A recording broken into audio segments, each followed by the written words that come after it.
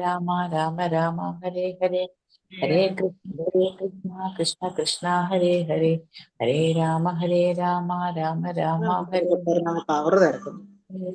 ഹരേ കൃഷ്ണ കൃഷ്ണ കൃഷ്ണ ഹരേ ഹരേ ഹരേ രാമ രാമ രാമ ഹരേ ഹരേ ഹരേ കൃഷ്ണ കൃഷ്ണ കൃഷ്ണ ഹരേ ഹരേ ഹരേ രാമ രാമ രാമ ഹരേ ഹരേ ഹരേ കൃഷ്ണ. എല്ലാവർക്കും പ്രണാമം. ഹരേ കൃഷ്ണ. ഓം രാമ നമോ ഭഗവതേ വാസുദേവായ. ഓം നമോ ഭഗവതേ വാസുദേവായ. ഓം നമോ ഭഗവതേ വാസുദേവായ. നമോ വിഷ്ണുപാദായ കൃഷ്ണപ്രേഷ്ഠായ ഭൂതലേ ശ്രീമതേ ജയപതാക സ്വാമിന്നിധി നാമിനെ. നമാചാര്യപാദായ നിതായ കൃപപ്രദായിനെ ഗൗരകഥാധാമദായ നഗരഗ്രാമധാരിണേ. നമോ വിഷ്ണുപാദായ കൃഷ്ണപ്രേഷ്ഠായ ഭൂതലേ ശ്രീമതേ ഭക്തിവേദാന്ത സ്വാമിന്നിധി നാമിനെ. നമസ്തേ സാരസ്വതേ ദേവേ ഗൗരവാണി പ്രചാരിണേ നിർവിശേഷ ശൂന്യവാദി പാശ്ചാത്യദേശതാരിണേ. ജയ ശ്രീകൃഷ്ണ ചൈതന്യ പ്രഭു നിത്യാനന്ദ ശ്രീ അദ്വൈത ഗദാധര ശ്രീവാസാദി ഗൗരഭക്തവൃന്ദ.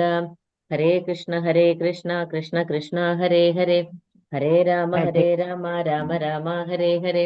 ഹരേ കൃഷ്ണ കൃഷ്ണ കൃഷ്ണ ഹരേ ഹരേ ഹരേ രാമ രാമ രാമ ഹരേ ഹരേ. ഹരേ കൃഷ്ണ കൃഷ്ണ കൃഷ്ണ ഹരേ ഹരേ ഹരേ രാമ രാമ രാമ ഹരേ ഹരേ. ഹരേ കൃഷ്ണ. ശ്രീ രാധാ ഗോവിന്ദ ടെമ്പിൾ ഇസ്കോൺ മാംഗ്ലൂരിന്റെ ലെവൽ 2 ഭഗവത്ഗീത ക്ലാസ്സിലേക്ക്, മലയാളം ഭഗവത്ഗീത ക്ലാസ്സിലേക്ക് എല്ലാ ഭക്തന്മാർക്കും സ്വാഗതം. നമ്മള് 37ാമത്തെ ശ്ലോകം തൊട്ട് തന്നെ നമുക്ക് എടുക്കാം. നമ്മള് 36ാമത്തെ ശ്ലോകം വരെ ആയിരുന്നു പറഞ്ഞു നിർത്തിയത്.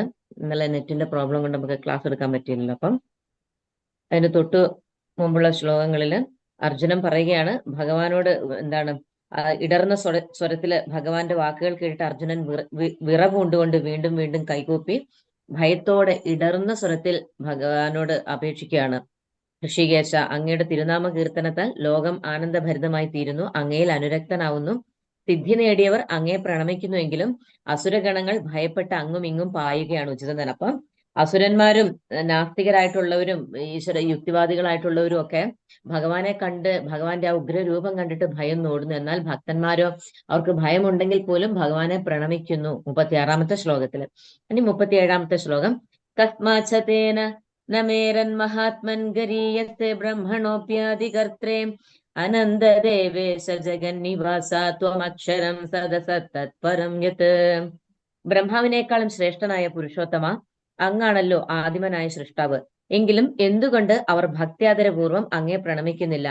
അതിരില്ലാത്തവനും പ്രപഞ്ചത്തിന് ആശ്രയവുമായ ദേവാധിദേവ, അക്ഷയവും കാരണങ്ങൾക്ക് കാരണവും ഭൗതിക പ്രകൃതിക്ക് ഉപരിയുമാണങ്ങ്. അപ്പം ഭഗവാനെ ഇവിടെ ബ്രഹ്മാവിനേക്കാളും ശ്രേഷ്ഠനായ പുരുഷോത്തമ എന്ന് വിളിക്കുന്നു. അപ്പം ഭഗവാൻ ബ്രഹ്മദേവന്റെ ബ്രഹ്മദേവനും ജന്മം നൽകിയത് ആരാണ്? ബ്രഹ്മദേവന്റെ സൃഷ്ടികർത്താവ് ഭഗവാനാണ്. ഭഗവാന്റെ നാഭിപത്മത്തിൽ നിന്നാണ് ബ്രഹ്മദേവന്റെ ജനനം. അപ്പം എല്ലാവരാലും ആരാധ്യനാണ് ഭഗവാൻ എന്ന് അർജുനൻ ഇവിടെ സൂചിപ്പിക്കുകയാണ്. ഭഗവാന്റെ ആ മഹാമനസ്കതയെ സൂചിപ്പിക്കുന്നതാണ്, മഹാമനസ്കതയെയും അപാരതയെയും സൂചിപ്പിക്കുന്നതാണ് ഇവിടെ മഹാത്മാ എന്ന പദം കൊണ്ട് ഇവിടെ അർത്ഥമാക്കുന്നത്. അപ്പം അനന്തൻ എന്ന പദം കൊണ്ട് ഭഗവാന്റെ സ്വാധീനതയ്ക്കും ചൈതന്യത്തിനും കീഴ്പ്പെടാത്തതായിട്ട് ഒന്നും തന്നെ ഇല്ല എന്നും വ്യക്തമാക്കുന്നതാണ് അനന്തൻ എന്ന പദത്തിന്റെ അർത്ഥം. പിന്നെ ദേവേശൻ എന്ന് പറഞ്ഞാൽ എന്താണ്? സർവ്വദേവന്മാരുടെയും അധിപതിയും നിയന്താവുമാണ് ഭഗവാൻ എന്ന് സ്പഷ്ടമാക്കുന്നതാണ്. പിന്നെ എന്താണ്? ഈ പ്രപഞ്ചത്തിന്റെ ആവിഷ്കാരം തന്നെ എങ്ങനെയാ? ഭഗവാനെ ആശ്രയിച്ചാണ് സ്ഥിതി ചെയ്യുന്നത്. അതുകൊണ്ട് തന്നെ അക്ഷരം എന്ന് പറഞ്ഞാൽ നാശമില്ലാത്തത്. അപ്പം ഈ ഭൗതിക സർഗം നശിച്ചു പോകുന്നതാണെങ്കിൽ, ഈ ഭൗതിക ലോകം ഇവിടുത്തെ ഇതെല്ലാം നശിക്കുന്നതാണ് ഈ ലോകം. പക്ഷെ നശിച്ചു പോകുന്നതാണെങ്കിലും ഭഗവാൻ നശ്വരതയ്ക്ക് അതീതനാണ്. ഭഗവാൻ ഈ നശിക്കുന്നതിനും അതീതനായിട്ട് വർത്തിക്കുന്നവനാണ്. ഭഗവാൻ ശാശ്വതനാണ്, സച്ചിദാനന്ദ സ്വരൂപനാണ്. അപ്പോൾ എല്ലാ ദേവന്മാരും എല്ലാ ജീവാത്മാക്കളെ കഴിഞ്ഞും മനുഷ്യരെ ഈ കർമ്മഭൂമിയായിട്ടുള്ള ഈ കർമ്മഭൂമിയിലെ ജീവാത്മാക്കളെ കഴിഞ്ഞും ഉയർന്ന ജീവാത്മാക്കളാണ് ദേവന്മാര്.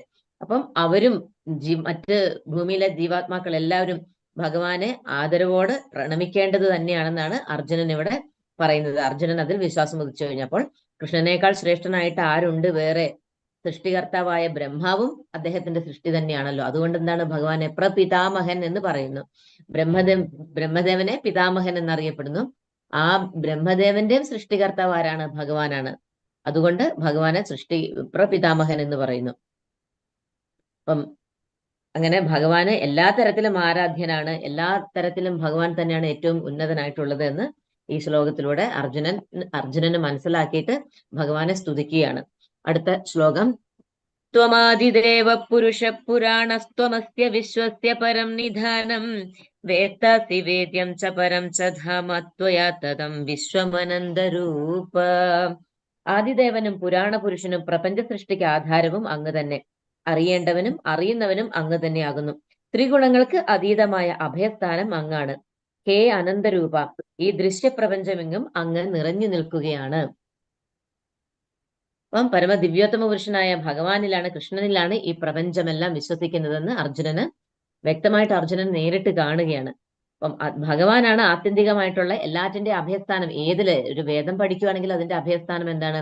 ആധ്യാത്മികതയിലേക്ക് നമ്മൾ ഉയരുകയാണെങ്കിലും അതിന്റെ അഭയസ്ഥാനം എവിടെയാണ്? ഭഗവാനിലാണ്. അപ്പം ഏതൊന്നിന്റെ ഈ പ്രപഞ്ചത്തിൽ നമ്മൾ എത്തിച്ചേരേണ്ടതായിട്ടുള്ള നമ്മുടെ അവസാനത്തെ ആശ്രയം അല്ലെങ്കിൽ ആ പ്രാപ്യസ്ഥാനം, അവസാനത്തെ ആ പ്രാപ്യസ്ഥാനം എന്ന് പറയുന്നത് ഭഗവാൻ തന്നെയാണ്. അപ്പൊ അതുകൊണ്ടാണ് ആത്യന്തികമായിട്ടുള്ള അഭയസ്ഥാനം എന്ന് പറയുന്നത്. നിധാനം എന്നതുകൊണ്ട് സർവ്വ ആവിഷ്കാരങ്ങളും ബ്രഹ്മജ്യോതിസ് പോലും കൃഷ്ണനിൽ വിശ്രമിക്കുന്നുവെന്ന് സ്പഷ്ടം. അപ്പം അവ്യക്തിഗതവാദികൾ, അതായത് ബ്രഹ്മജ്യോതിസിനെ ആരാധിക്കുന്നവരും അതും ഭഗവാന്റെ ശരീരത്തിൽ നിന്ന് വരുന്ന ജ്യോതിയാണത്. അപ്പം അവർക്ക് ഭഗവാനിലേക്ക് എത്താനായിട്ടില്ലെങ്കിലും ആ ബ്രഹ്മജ്യോതി ഭഗവാൻ തന്നെയാണ്. അപ്പൊ ആ ഭഗവാൻ എന്താണ്? അതും ഭഗവാനിൽ തന്നെയാണ്. ആ ബ്രഹ്മജ്യോതിയും ഭഗവാനിൽ നിന്ന് തന്നെയാണ് വരുന്നത്. അപ്പം എല്ലാ ആവിഷ്കാരങ്ങളും ബ്രഹ്മജ്യോതിസ് പോലും ഭഗവാനിൽ വിശ്രമിക്കുന്നു. അപ്പൊ ഈ പ്രപഞ്ചത്തിൽ സംഭവിക്കുന്നത് എന്തും ഭഗവാൻ അറിയാതെ ഒന്നും ഇവിടെ സംഭവിക്കുന്നില്ല. എല്ലാ അറിവിനും എന്താണ് അതിരുണ്ടെങ്കിൽ അത് ഭഗവാനിലേക്കായിരിക്കും എത്തിച്ചേരുക. അപ്പൊ എല്ലാ അറിവിന്റെ ഉറവിടമാണ്. എല്ലാ അറിവിന്റെ അതിരെന്ന് പറയുന്നത് ഭഗവാനാണ്. അതിലും കവിഞ്ഞൊരു അറിവില്ല എന്ന് പറയുക. അപ്പൊ അതുകൊണ്ട് വേദ്യനും വേത്താവും, വേദ്യൻ എന്ന് പറഞ്ഞാൽ അറിയേണ്ടവനും അറിയപ്പെടേണ്ടത്, അറിവ് തരുന്നതും, അറിയപ്പെടേണ്ടവൻ അറിവ് തരുന്നതും ഭഗവാൻ തന്നെ. അപ്പം ഭഗവാൻ എന്താണ്? സർവ്വവ്യാപിയാണ്. നമ്മളെല്ലാം അറിയേണ്ടത് അദ്ദേഹത്തിനെയാണ്. അപ്പൊ ഈ ആധ്യാത്മിക ലോകത്തിന്റെയും എല്ലാ ഭൗതിക പ്രപഞ്ചങ്ങളുടെയും ആധ്യാത്മിക ലോകത്തിന്റെയും ഭഗവാന്റെ സൃഷ്ടിയില് 25% മാത്രമേ ഉള്ളൂ ഭൗതിക ലോകങ്ങൾ. ബാക്കി 75% ആധ്യാത്മിക ലോകങ്ങളാണ്. അപ്പൊ ഈ രണ്ട് ലോകങ്ങളുടെയും എല്ലാറ്റിന്റെയും കാരണഭൂതനാകിയാൽ കൃഷ്ണനെ അതീന്ദ്രിയനായി പറയുന്നു. എല്ലാത്തിനും അതീന്ദ്രിയനാണ് അവിടുന്ന്, അതീതനാണ് അവിടുന്ന്. അപ്പം അതീന്ദ്രിയ ലോകത്തിലെ പ്രധാന പുരുഷനാണ് ഭഗവാൻ ശ്രീകൃഷ്ണൻ എന്ന് ഈ ശ്ലോകത്തിൽ പറയുന്നു. അടുത്ത ശ്ലോകം: വായുർയമോഗ്നിർവരുണ ശശാങ്ക പ്രജാപതിസ്ത്വം പ്രപിതാമഹശ്ച നമോ നമോ നമസ്തേസ്തു സഹസ്രകൃത്വ പുനശ്ച ഭൂയോപി നമോ നമസ്തേ.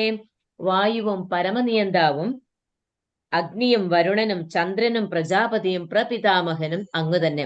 1000 തവണയും അതിലേറെയും പ്രണാമങ്ങൾ ഞാൻ അങ്ങേക്ക് അർപ്പിച്ചു കൊള്ളുന്നു എന്ന് പറയുകയാണ്. അർജുനനെ കണ്ടിട്ട് എന്താണ്? ഭയവും അത്ഭുതവും എന്താണ് വിഭ്രാന്തിയും ഒക്കെ കൂടെ വന്നിട്ട് അർജുനൻ എന്താണ് എല്ലാം ഭഗവാൻ തന്നെയാണെന്ന് അർജുനന് വ്യക്തമായിട്ട് ബോധ്യപ്പെട്ടു. വായു ഭഗവാനാണ്, എല്ലാറ്റിനെയും നിയന്ത്രിക്കുന്നത് ഭഗവാനാണ്. യമദേവനും അഗ്നിയും വരുണനും ചന്ദ്രനും പ്രജാപതി, ഈ ഭൗതിക ലോകത്ത് എല്ലാം ഭഗവാന്റെ ശരീരത്തിൽ ദർശിക്കുകയാണ്. എല്ലാം പ്രപിതാമഹനും അങ്ങ് തന്നെ, പ്രപിതാമഹനും അങ്ങ് തന്നെ. 1000 തവണയും അതിലേറെയും അങ്ങേക്ക് ഞാൻ എന്റെ പ്രണാമങ്ങൾ അർപ്പിച്ചു കൊള്ളുന്നു അല്ലയോ ഭഗവാനെ എന്ന് പറഞ്ഞുകൊണ്ട്, അപ്പം ഭഗവാനെ വായു എന്ന് സംബോധന ചെയ്യുവാൻ കാരണം എന്താണ്? വായു സർവ്വവ്യാപി എന്ന നിലയിൽ എല്ലാ ദേവന്മാരുടെയും പ്രതിനിധി ആയതുകൊണ്ടാണ് ഭഗവാനെ വായു എന്നിവിടെ സംബോധന ചെയ്യുന്നത്. വായു സർവ്വവ്യാപിയാണ്.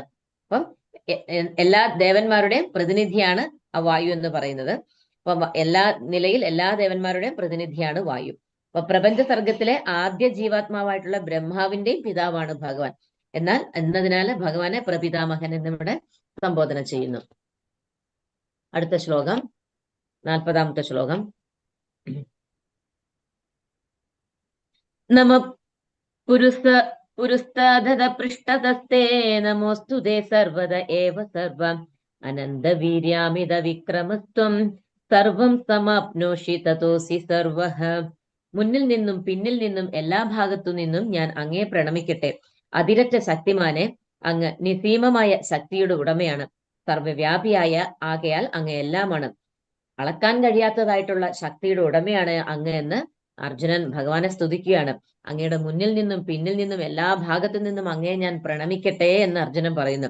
അങ്ങ് സർവ്വവ്യാപിയാകിയാൽ അങ്ങ് തന്നെയാണ് എല്ലാം എന്ന് ഇവിടെ അർജുനൻ പറയുന്നു. അപ്പം എന്താണ്, ഇതുവരെയും ഭഗവാനെ സുഹൃത്തായിട്ടായിരുന്നു കണ്ടത്. അപ്പം ആ സുഹൃത്തിനും എന്താണ് അതിലും ഉപരിയായിട്ട് ഈ എല്ലാ ഈ കാണുന്ന പ്രപഞ്ചത്തിനൊക്കെ നാഥനാണ് ഭഗവാൻ. ഭഗവാൻ തന്നെയാണ് എല്ലാം എന്ന് മനസ്സിലാക്കിയ ആ ഭക്തിയുടെ ആവേശം കൊണ്ട് അർജുനൻ ഭഗവാനെ വീണ്ടും വീണ്ടും വീണ്ടും മുന്നിൽ നിന്നും പിന്നിൽ നിന്നും എല്ലാ ഭാഗത്തു നിന്നും ഞാൻ അങ്ങേ പ്രണമിക്കുന്നു എന്ന് പറയുകയാണ്. അപ്പം ഭഗവാൻ എല്ലാ ശക്തികളുടെയും കേന്ദ്രമാണ് എന്ന് ഈ യുദ്ധരംഗത്ത് നിരന്നു നിൽക്കുന്ന പോരാളികളിൽ സർവശ്രേഷ്ഠനും പരാക്രമിയാകുന്നുവെന്ന് അർജുനന് മനസ്സിലാകുന്നു. അർജുനൻ അത് അംഗീകരിക്കുന്നു. അങ്ങനെ ആ ഭഗവാന്റെ മുമ്പിൽ എന്താണ്, ആര് വന്നിരുന്നാലും അവരുടെയൊക്കെ സൃഷ്ടാവാണ് അങ്ങ് എന്ന് അർജുനൻ മനസ്സിലാക്കി കഴിഞ്ഞു. അടുത്ത ശ്ലോകം 41 ശ്ലോകം. സഖേതി മത്വാ പ്രസഭം യദുക്തം ഹേ കൃഷ്ണ ഹേ യാദവ ഹേ സഖേതി അജാനതാ മഹിമാനം സവേദം മയാ പ്രമാദാത് പ്രണയേന വാപി യച്ഛവഃ സാർത്ഥമസത്കൃതോസി വിഹാരശയ്യാസന ഭോജനേഷു ഏകോധവാപ്യച്യുത തത്സമക്ഷം തച്ഛാമയേ ത്വാമഹമപ്രമേയം. 41, 42 ശ്ലോകങ്ങൾ ഒരുമിച്ചാണ്. അങ്ങയുടെ മഹത്വം എന്തെന്നറിയാതെ സുഹൃത്തെന്ന് മാത്രം കരുതി ഹേ കൃഷ്ണ ഹേ യാദവ അല്ലയോ ചെങ്ങാതി എന്നെല്ലാം ഞാൻ അങ്ങയെ സ്നേഹത്തിലോ സംഭ്രാന്തിയിലോ വിളിച്ചു പോന്നു. നാം തനിച്ചായിരിക്കുമ്പോഴും മറ്റുള്ളവർക്കിടയിൽ ഇരിക്കുമ്പോഴും വിനോദിക്കുകയോ ഇരിക്കുകയോ ഒരേ കിടക്കയിൽ കിടക്കുകയോ ആഹാരം കഴിക്കുകയോ ചെയ്യുന്ന അവസരങ്ങളിലും പലപ്പോഴും അങ്ങയെ വേണ്ടത്ര മാനിക്കാതെ ഞാൻ അപഹസിച്ചിട്ടുണ്ട്. അച്യുത, അങ്ങനെ പറ്റിപ്പോയ പിഴകൾക്കെല്ലാം അങ്ങയോട് ഞാനിതാ മാപ്പ് ചോദിക്കുന്നു എന്ന് അർജുനൻ പറയുകയാണ്. അപ്പം ആ സുഹൃത്തായി കണ്ട സമയത്ത് ഇവര് സുഹൃത്താണ്, ബന്ധുക്കളാണ്, രക്തബന്ധമുള്ളവരാണ്, അപ്പം ചെറുപ്പത്തിലെ കളിച്ചു വളർന്നവരാണ്. അപ്പം ആ സമയത്തൊക്കെ അർജുനൻ പല രീതിയിൽ എന്താണ് വേണ്ട സമയത്തൊന്നും വേണ്ട പോലെ മാനിക്കാതെ എന്ന് അർജുനന് തോന്നുന്നു ഇവിടെ. അപ്പൊ അർജുനൻ വേണ്ട പോലെ മാനിക്കാതെ ഭഗവാനെ അപഹസിച്ചുകൊണ്ടോ അല്ലെങ്കിൽ കളിയാക്കിക്കൊണ്ടോ ഒക്കെ അല്ലയോ കൃഷ്ണ ഹേ യാദവ ഹേ കൃഷ്ണ ഹേ ചങ്ങാതി എന്നൊക്കെ വിളിച്ച് പലപ്പോഴും വേണ്ടത്ര ഒരു മര്യാദ കൊടുക്കാതെ സംസാരിച്ചിട്ടുണ്ട്. അങ്ങേക്ക് അതിനുവേണ്ടി എനിക്ക് എന്താണ് ഈ സമയത്ത് എനിക്ക് മാപ്പ് തരണം. ഞാനിതാ അങ്ങയോട് മാപ്പ് ചോദിക്കുന്നു. എനിക്ക് അറിയാതെ പറ്റിപ്പോയ ഈ പിഴകൾക്കെല്ലാം ഞാനിതാ അങ്ങയോട് മാപ്പ് ചോദിക്കുന്നു എന്ന് അർജുനൻ വളരെയധികം പശ്ചാത്താപത്തോടു കൂടിയിട്ട് പറയുകയാണ്. അപ്പം എങ്കിലും അത്രയേറെ വിഭൂതികൾക്ക് അധിപതിയായ കൃഷ്ണൻ കരുണാനിധിയാകയാൽ ഭഗവാൻ അതൊന്നും കണക്കിലെടുക്കുന്നില്ല.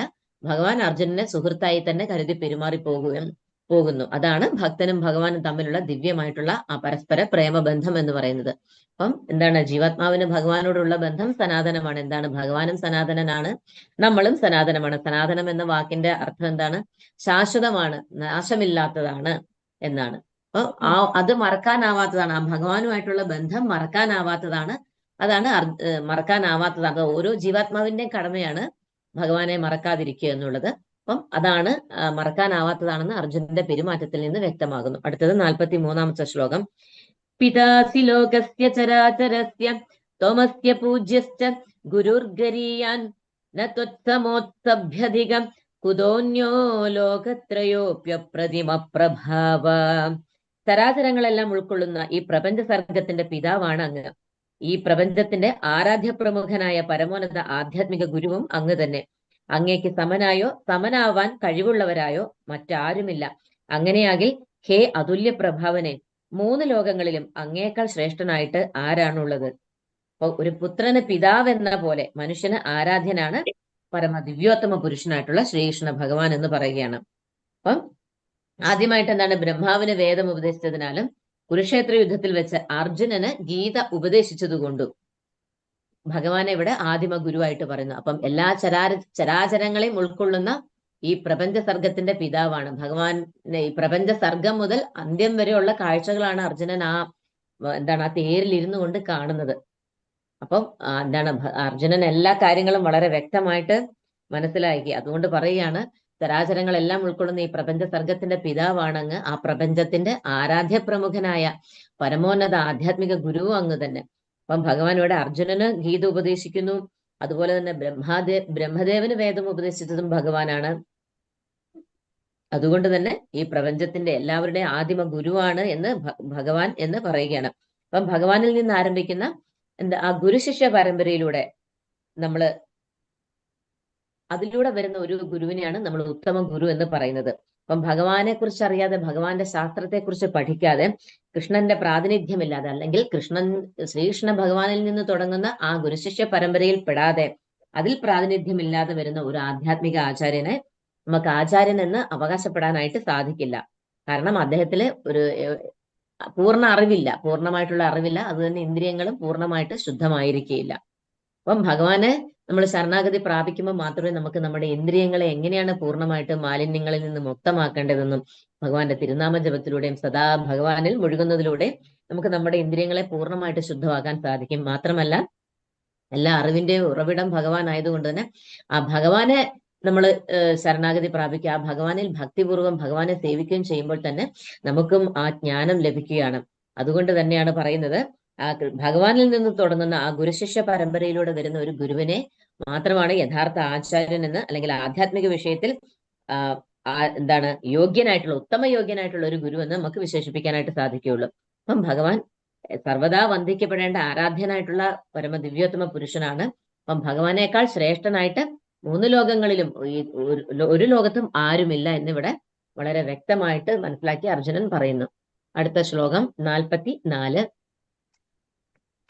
തസ്മാത് പ്രണമ്യ പ്രണിധായ കായം പ്രസാദയേ ത്വാമഹമീശമീഢ്യം പിതേവ പുത്രസ്യ സഖേവ സഖ്യുഃ പ്രിയ പ്രിയായാർഹസി ദേവസോഢും. സകല ജീവജാലങ്ങൾക്കും ആരാധ്യനായ ഭഗവാനെ അങ്ങേ ഞാൻ സാഷ്ടാംഗം പ്രണമിക്കുന്നു. പ്രസാദിക്കണമേ.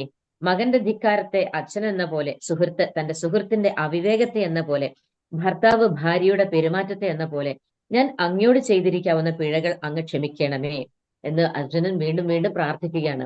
അപ്പം മുന്നേ ഞാൻ മര്യാദയില്ലാതെ അങ്ങേ ഹേ കൃഷ്ണ, ഹേ യാദവ, അല്ലയോ ചങ്ങാതി എന്നൊക്കെ വളരെ ബഹുമാനമില്ലാതെയൊക്കെ ഞാൻ അങ്ങേ സംബോധന ചെയ്തിട്ടുണ്ട്, പലപ്പോഴും അറിഞ്ഞും അറിയാതെയൊക്കെ. അതുകൊണ്ട് ആ പിഴകളൊക്കെ എന്നോട് പൊറുക്കണേ എന്ന് പറഞ്ഞു. അപ്പൊ എങ്ങനെയൊക്കെ പൊറുക്കണമെന്ന് അവിടെ പറയുന്നത്, ഒരച്ഛൻ മകൻ തെറ്റ് ചെയ്തിട്ടുണ്ടെങ്കിൽ ആ മകനോട് എങ്ങനെയാണോ പൊറുക്കുന്നത്, ഒരു അച്ഛനെ അങ്ങനെ പൊറുക്കാൻ സാധിക്കുകയുള്ളൂ.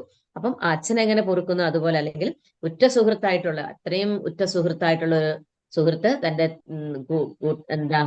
സുഹൃത്തിന്റെ തെറ്റ് പൊറുക്കുന്നത് പോലെ, അല്ലെങ്കിൽ ഭാര്യയുടെ തെറ്റ് ഭർത്താവ് പൊറുക്കുന്നത് പോലെ, അല്ലെങ്കിൽ ആ ഒരു ഉദാഹരണമാണ് ഇവിടെ പറയുന്നത് അർജുനൻ. അങ്ങനെ എന്ന പോലെ അങ്ങയോട് ചെയ്തിരിക്കാവുന്ന, അറിഞ്ഞോ അറിയാതെയോ ഒക്കെ അങ്ങയോട് പലപ്പോഴും ചെയ്ത പിഴകളൊക്കെ പൊറുക്കണമേ എന്ന് വീണ്ടും വീണ്ടും അർജുനൻ ഭഗവാനോട് പ്രാർത്ഥിക്കുകയാണ്. ശ്ലോകം 45. അദൃഷ്ടപൂർവം ഹൃഷിതോസ്മി ദൃഷ്ട്വാ ഭയേന ച പ്രവ്യഥിതം മനോ മേ തദേവ മേ ദർശയ ദേവരൂപം പ്രസീദ ദേവേശ ജഗന്നിവാസ. മുമ്പ് കാണാത്ത ഈ വിശ്വരൂപം കണ്ടിട്ട് ഞാൻ സന്തുഷ്ടനായിരിക്കുന്നു. അതേ സമയത്ത് തന്നെ എന്റെ മനസ്സ് ഭയാകുലവുമാണ്. അതുകൊണ്ട് പ്രപഞ്ചത്തിന് ആശ്രയമായ ദേവദേവ, വീണ്ടും മുമ്പുണ്ടായിരുന്ന രൂപം തന്നെ സ്വീകരിക്കുവാൻ കനിവുണ്ടാകണമേ എന്ന് പറയുകയാണ്. അപ്പൊ അർജുനന് ഈ വിശ്വരൂപം കണ്ടിട്ട് ആകെ ഭയം, അദ്ദേഹത്തിന്റെ സമനില തെറ്റുന്നത് പോലെ, വിഭ്രാന്തി വരുന്നത് പോലെയായി അദ്ദേഹത്തിന്. അത്രയും ഉഗ്രരൂപമാണ് ഭഗവാൻ പൂണ്ടിരിക്കുന്നത്. ഒന്നാമത് ഭഗവാന്റെ ആ തേജോമയമായിട്ടുള്ള ആ പ്രകാശം കണ്ണഞ്ചിപ്പിക്കുന്നതാണ്. ഉഗ്രരൂപങ്ങളാം പല പല വിവിധങ്ങളായിട്ടുള്ള രൂപങ്ങളെ കണ്ട അർജുനൻ വളരെയധികം ഭയപ്പെട്ടു. അതുകൊണ്ട് തന്നെ അർജുനൻ പറയുകയാണ്, ഈ മുമ്പ് കാണാത്തതായിട്ടുള്ള ഈ വിശ്വരൂപം കണ്ടിട്ട് ഞാൻ സന്തുഷ്ടനായിരിക്കുന്നു. അതേ സമയത്ത് തന്നെ എന്റെ മനസ്സ് ഭയാകുലവുമാണ്. ഒരേ സമയം ഭയങ്കര അത്ഭുതവും സന്തുഷ്ടിയുണ്ട്. ഭഗവാൻ എങ്ങനെയാണ് ഈ പ്രപഞ്ചത്തിൽ എങ്ങനെയാണ് ഭഗവാൻ എല്ലാം വഹിച്ച് ഭഗവാന്റെ വിശ്വരൂപം, ഈ പ്രപഞ്ചത്തെ, ഈ സൃഷ്ടികർത്താവായിട്ടുള്ള ഭഗവാൻ ഈ സൃഷ്ടിജാലങ്ങളെയൊക്കെ എങ്ങനെയാണ് ഉൾക്കൊണ്ടിരിക്കുന്നത് എന്ന് കാണിക്കുന്ന ആ രൂപം കണ്ടിട്ട് അർജുനൻ ഒരേ സമയം അത്ഭുതസ്തബ്ധനാവുകയും അത് സന്തുഷ്ടി വരികയും ചെയ്യുന്നു. അതേ സമയത്ത് തന്നെ അതിനകത്തെ ഉഗ്രരൂപങ്ങളും പലതരത്തിലുള്ള ഭാവങ്ങളും എല്ലാം കണ്ടിട്ട് അർജുനന്റെ മനസ്സ് ഭയാകുലവുമാണ്. അതുകൊണ്ട് പ്രപഞ്ചത്തിനാശ്രയമായിട്ടുള്ള ദേവദേവ, വീണ്ടും മുമ്പുണ്ടായിരുന്ന രൂപം തന്നെ സ്വീകരിക്കുവാൻ കനിവുണ്ടാകണമേ എന്ന് പറയുന്നു. അപ്പൊ ആ ഒരു ചോദ്യത്തിന്റെ ഉത്തരമാണിത്. അത് ഏത് രൂപമാണെന്ന് ഇനി അടുത്ത ശ്ലോകത്തിൽ പറയും. അപ്പം ഭഗവാന്റെ ഉറ്റമിത്രം എന്ന നിലയിൽ അർജുനന് ഭഗവാനിൽ ദൃഢവിശ്വാസം വന്നു കഴിഞ്ഞു. അപ്പം ഭഗവാനെ കുറിച്ച് കണ്ടതിൽ അർജുനന് വളരെയധികം സന്തോഷവുമുണ്ട്, വളരെയധികം സന്തുഷ്ടിയുണ്ട് അദ്ദേഹത്തിന്. അതേസമയം ഭഗവാന്റെ ആ രൂപം കണ്ടു കഴിഞ്ഞപ്പോൾ ഭയവും ഉണ്ടായി. അടുത്തത് 46-ാമത്തെ ശ്ലോകം. കിരീടിനം ഗദിനം ചക്രഹസ്തം ഇച്ഛാമി ത്വാം ദ്രഷ്ടുമഹം തഥൈവ തേനൈവ രൂപേണ ചതുർഭുജേന സഹസ്രബാഹോ ഭവ വിശ്വമൂർത്തേ. ഹേ സഹസ്രബാഹുവായ വിശ്വരൂപ, 4 കൈകളും ശിരസിൽ കിരീടവും കൈകളിൽ ശംഖുചക്ര ഗദാപത്മങ്ങളുമുള്ള അങ്ങയുടെ ആ രൂപം കാണുവാൻ ഞാൻ ആഗ്രഹിക്കുന്നു. ഭഗവൻ അത് കാണിച്ചു തരണമേ. അപ്പോൾ അർജുനൻ ഇവിടെ പറയുന്നു, ആ വിശ്വരൂപം മാറ്റിയിട്ട് എനിക്ക് അങ്ങയുടെ ശംഖുചക്ര ഗദാപത്മങ്ങളധാരിയായിട്ടുള്ള ആ ചതുർഭുജ രൂപത്തിലുള്ള ആ രൂപം എനിക്ക് കാണിച്ചു തരണമേ. ഭഗവാന്റെ ആ മനോഹര രൂപം എനിക്ക് കാണിച്ചു തരണമേ. ആ രൂപം കാണാൻ ഞാൻ ആഗ്രഹിക്കുന്നു എന്ന് പറയുകയാണ്. അടുത്ത ശ്ലോകം 47. ശ്രീ ഭഗവാനുവാച മയാ പ്രസന്നേന തവാർജുനേദം രൂപം പരം ദർശിതമാത്മയോഗാത് തേജോമയം വിശ്വമനന്തമാദ്യം യന്മേ ത്വദന്യേന ന ദൃഷ്ടപൂർവം. ശ്രീ ഭഗവാൻ പറഞ്ഞു, ഹേ അർജുന, നിന്നിൽ സന്തുഷ്ടനായ ഞാൻ അന്തരംഗ ശക്തിയാൽ ഭൗതിക പ്രപഞ്ചത്തിൽ അന്തർഹിതമായ എന്റെ ഈ വിശ്വരൂപം കാട്ടിത്തന്നു. ആദിമവും അവസാനമില്ലാത്തതും തേജോമയവുമായ ഇത് നീ ഒഴികെ ആരും മുമ്പ് ഇത് കണ്ടിട്ടില്ല. അപ്പം ഭഗവാന്റെ കാരുണ്യം കൊണ്ടും അർജുനന്റെ അപേക്ഷ പ്രകാരം, അതെന്തുകൊണ്ടാണ് അർജുനൻ അപേക്ഷിച്ചത്? ഇനി ഭാവിയിൽ വരുന്ന എല്ലാവർക്കും ഭഗവാനിൽ പൂർണ്ണ വിശ്വാസം ഉളവാകാനും, ഈശ്വരനാണെന്ന് പറയുന്ന മറ്റുള്ളവരെ വഞ്ചിക്കാൻ വേണ്ടിയിട്ട് മനുഷ്യ ദൈവങ്ങൾ, ആൾ ദൈവങ്ങളൊക്കെ ഇനിയും ഭാവിയിൽ ഈ ലോകത്ത് വരുമെന്ന് അർജുനൻ മുന്നേ കൂട്ടി മനസ്സിലാക്കി. അപ്പം ഭഗവാനെ വിശ്വസിക്കാത്തവരും നാസ്തികരായിട്ടുള്ളവരും ഒക്കെ ഉണ്ട്, നിരീശ്വരവാദികളായിട്ടുള്ളവരും ഒക്കെ ഉണ്ട്. അപ്പൊ ആ ഭഗവാന്റെ ആ സർവാധിശായിത്വം, ഭഗവാന്റെ സർവജ്ഞത്വം, അല്ലെങ്കിൽ ഭഗവാൻ തന്നെയാണ് പരമദിവ്യോത്തമ പുരുഷൻ, യഥാർത്ഥത്തിൽ ഈശ്വരൻ എന്ന് പറയുന്നത് കൃഷ്ണൻ തന്നെയാണ് എന്ന് മനസ്സിലാക്കി കൊടുക്കുവാൻ കൂടി വേണ്ടിയിട്ടാണ് ആ വിശ്വരൂപം കാണിക്കുവാൻ വേണ്ടി പറയുന്നത്. അപ്പൊ ഭഗവാന് ആ പ്രപഞ്ചത്തിൽ അന്തർഹിതമായിട്ടുള്ള ആ വിശ്വരൂപം അർജുനന് വേണ്ടിയിട്ട് ഭഗവാൻ കാണിച്ചു കൊടുത്തു. ഭഗവാന്റെ കാരുണ്യത്താലാണ് അർജുനൻ അത് കാണാൻ സാധിച്ചത്. അപ്പം ഭഗവാൻ സന്തുഷ്ടനായി എന്ന് പറയുകയാണ്. അന്തരംഗ ശക്തിയാൽ പ്രപഞ്ചത്തിൽ ആ അന്തരംഗ ശക്തിയുടെ പ്രഭാവത്താലാണ് ഭഗവാന് അർജുനൻ ആ വിശ്വരൂപം കാട്ടിക്കൊടുത്തത്. അപ്പം ആദിമവും അവസാനമില്ലാത്തതും തേജോമയമായ ഈ രൂപത്തെ നീ ഒഴികെ ആരും മുമ്പ് ഇത് കണ്ടിട്ടില്ല എന്ന് പറയാം. അപ്പം ഈ വിശ്വരൂപം അർജുനൻ അല്ലാതെ മറ്റാരും ഇതിനു മുമ്പ് കണ്ടിട്ടില്ല എന്ന് അർജുനനോട് പറഞ്ഞു കൊടുക്കുന്നു. അർജുനന് പ്രത്യക്ഷമായ വിശ്വരൂപം സർവ്വലോകങ്ങളിലും ബഹിരാകാശങ്ങളിലും വാഴുന്ന ഭക്തന്മാർക്കും കാണാൻ ഇടവന്നു. അവർ മുമ്പൊരിക്കലും ഇത് കണ്ടിട്ടില്ലായിരുന്നു. അർജുനൻ കാരണം അവർക്ക് അതിനുള്ള സന്ദർഭം ലഭിച്ചു. ദുര്യോധനൻ കൃഷ്ണന്റെ ശാന്തി സന്ദേശം കൈക്കൊള്ളാതിരുന്നപ്പോഴാണ് അവിടെ ഏതാണ്ട് ഇതുപോലുള്ള വിശ്വരൂപം കാണിച്ചത്. എന്നാൽ അതും അർജുനൻ യുദ്ധരംഗത്തിൽ കണ്ട രൂപവും വ്യത്യസ്തങ്ങളത്ര. അതായത് ഭഗവാൻ ഇവിടെ ദുര്യോധനന്റെ കൊട്ടാരത്തിൽ ഇവർക്ക് വേണ്ടിയിട്ട്, പാണ്ഡവർക്ക് വേണ്ടിയിട്ട് ഇത് ദൂത് പറയാൻ വേണ്ടി ശാന്തി സന്ദേശം കൈക്കൊള്ളാൻ വേണ്ടി അവർക്ക് പറഞ്ഞു കൊടുക്കാൻ വേണ്ടി പോയിരുന്നു, യുദ്ധം ഒഴിവാക്കാനും അവർക്ക് അർഹതപ്പെട്ടത് തിരിച്ചു കൊടുക്കാനുമായിട്ട്. അപ്പൊ ആ സമയത്ത് ദുര്യോധനൻ ഭഗവാനെ പിടിച്ചു കെട്ടി തുറങ്കലിൽ അടയ്ക്കാൻ വേണ്ടി നിർദ്ദേശിക്കുന്ന സമയത്ത് ഭഗവാന്റെ വിശ്വരൂപം കാണിച്ചു. അപ്പം ആ ഭഗവാന്റെ ശരീരത്തിൽ നിന്ന് വന്ന ആ തേജസ് കണ്ടിട്ട് അവിടെ ദുര്യോധനൻ ഉൾപ്പെടെയുള്ള എല്ലാവരും അതിന്റെ ഇതില് ബോധം കെട്ടു വീണു എന്നാ പറയുന്നത്. അപ്പം അന്ന് ആ സദസ്സിൽ കാണിച്ച വിശ്വരൂപവും ഇപ്പോൾ അർജുനന് മുമ്പിൽ കാണിച്ച വിശ്വരൂപം വ്യത്യസ്തങ്ങളാണ് എന്നാണ് ഇവിടെ പറയുന്നത്. അപ്പം നമുക്ക് സങ്കല്പിക്കാൻ പോലും കഴിയില്ല ഭഗവാന്റെ ആ വിശ്വരൂപത്തിന്റെ ആ വ്യാപ്തി എത്രത്തോളം ഉണ്ട്. അതിന്റെ അളവ് നമ്മുടെ മനുഷ്യ മനസ്സുകൾക്കും മനുഷ്യന്റെ ബുദ്ധിക്കും അതീതമാണ് ഭഗവാന്റെ ശക്തി എന്ന് പറയുന്നത്. നമുക്ക് അചിന്തനീയം തന്നെയാണ്, നമുക്ക് അളക്കാൻ പറ്റാത്തതാണ്, നമുക്ക് ഗ്രഹിച്ചെടുക്കാൻ സാധിക്കാത്തതാണ് ഭഗവാന്റെ ശക്തി എന്ന് പറയുന്നത്. അപ്പം അടുത്ത 48ാമത്തെ ശ്ലോകം. ന വേദയജ്ഞാധ്യയനൈർന ദാനൈർന ച ക്രിയാഭിർന തപോഭിരുഗ്രൈഃ ഏവം രൂപശക്യ അഹം നൃലോകേ ദ്രഷ്ടും ത്വദന്യേന കുരു പ്രവീര. ഹേ കുരുശ്രേഷ്ഠ, എന്റെ ഈ വിശ്വരൂപം നീ അല്ലാതെ മറ്റാരും ഇതുവരെ കണ്ടിട്ടില്ല. വേദ അധ്യയനം, യജ്ഞാനുഷ്ഠാനം, ദാനം, തപസ് എന്നിവ കൊണ്ടോ പുണ്യകർമ്മങ്ങൾ കൊണ്ടോ ഭൗതിക ലോകത്തിൽ ആർക്കും എന്റെ ഈ രൂപം ദൃശ്യമാവില്ല. അപ്പം ഇത് വളരെ മനസ്സിലാക്കേണ്ടത്. വേദം പഠിച്ചതുകൊണ്ട് കാര്യമില്ല. എന്തുകൊണ്ടാണ് അങ്ങനെ പറയാൻ കാരണം? വേദം പഠിച്ചിട്ടും ഭഗവാനിലേക്ക് നമുക്ക് എത്താനോ, നമ്മുടെ അറിവ് ആശ്രയം അല്ലെങ്കിൽ പൂർണ്ണ ലക്ഷ്യസ്ഥാനം എവിടെയാണ്, ഭഗവാനിലേക്കാണെന്ന് മനസ്സിലാക്കിയില്ല എങ്കിൽ ആ വേദപഠനം കൊണ്ട് യാതൊരു കാര്യവുമില്ല. അത് വെറും സമയം പാഴാക്കലാണ്. കുറച്ചൊക്കെ അറിവ് നേടാമെന്നല്ലാതെ വീണ്ടും വീണ്ടും ഈ ഭൂമിയിൽ ജനിക്കുകയും മരിക്കുകയും ചെയ്യുന്ന ആ ഒരു കർമ്മത്തിലേക്ക് ഏർപ്പെടുക എന്നല്ല, അല്ലാതെ മറ്റൊരു ഗുണവുമില്ല എന്ന് പറയുക. അതുപോലെ തന്നെ യജ്ഞാനുഷ്ഠാനവും ദാനവും തപസ്സും ഒക്കെ ഇതിന്റെ ഒക്കെ ലക്ഷ്യം ഭഗവാനാണ്. അപ്പം ഭഗവാനിലേക്ക് എത്താത്തത് ഒന്നുകൊണ്ടും യാതൊരു കാര്യവുമില്ല. അപ്പം എന്നിവ കൊണ്ടോ പുണ്യകർമ്മങ്ങൾ കൊണ്ടോ, അപ്പൊ പുണ്യകർമ്മങ്ങൾ ചെയ്തിട്ടും നമുക്ക് ആ യഥാർത്ഥ ജ്ഞാനത്തിലേക്ക് എത്താൻ സാധിച്ചിട്ടില്ല എങ്കിൽ വീണ്ടും വീണ്ടും പുണ്യകർമ്മങ്ങൾക്കനുസരിച്ച് അതാത് ഫലങ്ങൾ അനുഭവിക്കാൻ നമ്മൾ ഇവിടെ വീണ്ടും വീണ്ടും വരേണ്ടി വരും. ഈ ഭൗതിക ലോകത്തിൽ ആർക്കും എന്റെ ഈ രൂപം ദൃശ്യമാവില്ലെന്ന് പറഞ്ഞു. അപ്പം ഹേ കുരുശ്രേഷ്ഠ, എന്റെ ഈ വിശ്വരൂപം നീയല്ലാതെ മറ്റാരും ഇതുവരെ കണ്ടിട്ടില്ല. വേദാധ്യയനം കൊണ്ടോ യജ്ഞാനുഷ്ഠാനം, ദാനം, തപസ് എന്നിവ കൊണ്ടോ പുണ്യകർമ്മങ്ങൾ കൊണ്ടോ ഒന്നും ഈ രൂപം, ഇങ്ങനെയുള്ളൊരു രൂപം ദൃശ്യമാവില്ല. അതിന് ഭഗവാന്റെ കാരുണ്യം തന്നെ വേണം. ഭഗവാൻ പ്രസാദിക്കണം. അതിന് തക്കതായിട്ടുള്ള ഒരു സ്നേഹം, ഒരു ഭക്തി, വിശ്വാസം, ദൃഢത ഒക്കെ നമുക്ക് ഭഗവാനോട് ഉണ്ടായിരിക്കണം. അപ്പൊ അങ്ങനെ ഭഗവാന്റെ കാരുണ്യം നേടിയെടുത്തെങ്കിൽ മാത്രമേ നമുക്ക് ആ ഒരു അനുഗ്രഹം നമുക്ക് സിദ്ധിക്കുകയുള്ളൂ എന്ന് പറയുകയാണ്. അപ്പം ഭഗവാനെ അവഗണിക്കുന്നവർക്കോ അല്ലെങ്കിൽ ഭഗവാന്റെ വ്യക്തിശൂന്യ ഭാവത്തിൽ വിശ്വാസം അർപ്പിച്ചിരിക്കുന്നവർക്കോ ഒന്നും ഭഗവാന്റെ മഹത്വം അറിയത്തില്ല. അപ്പം ഭഗവാന്റെ ഭക്തന് മാത്രമേ ഭഗവാന്റെ മഹത്വം മനസ്സിലാകുകയുള്ളൂ. അപ്പോൾ ആ ഭക്തന് ഭഗവാന്റെ കാരുണ്യം കൊണ്ട് എല്ലാം സ്വയം വെളിവാകും. അങ്ങനെ ഭഗവാന്റെ രൂപം ദർശിക്കാനുള്ള ആ മഹാഭാഗ്യം അർജുനന് ലഭിച്ചു. അർജുനൻ മുഖേന ഉപരിലോകങ്ങളിലുള്ള ഭഗവത് ഭക്തന്മാരായിട്ടുള്ള മഹാത്മാക്കൾക്കും ലഭിച്ചു. അടുത്തത് 49-ാമത്തെ ശ്ലോകം.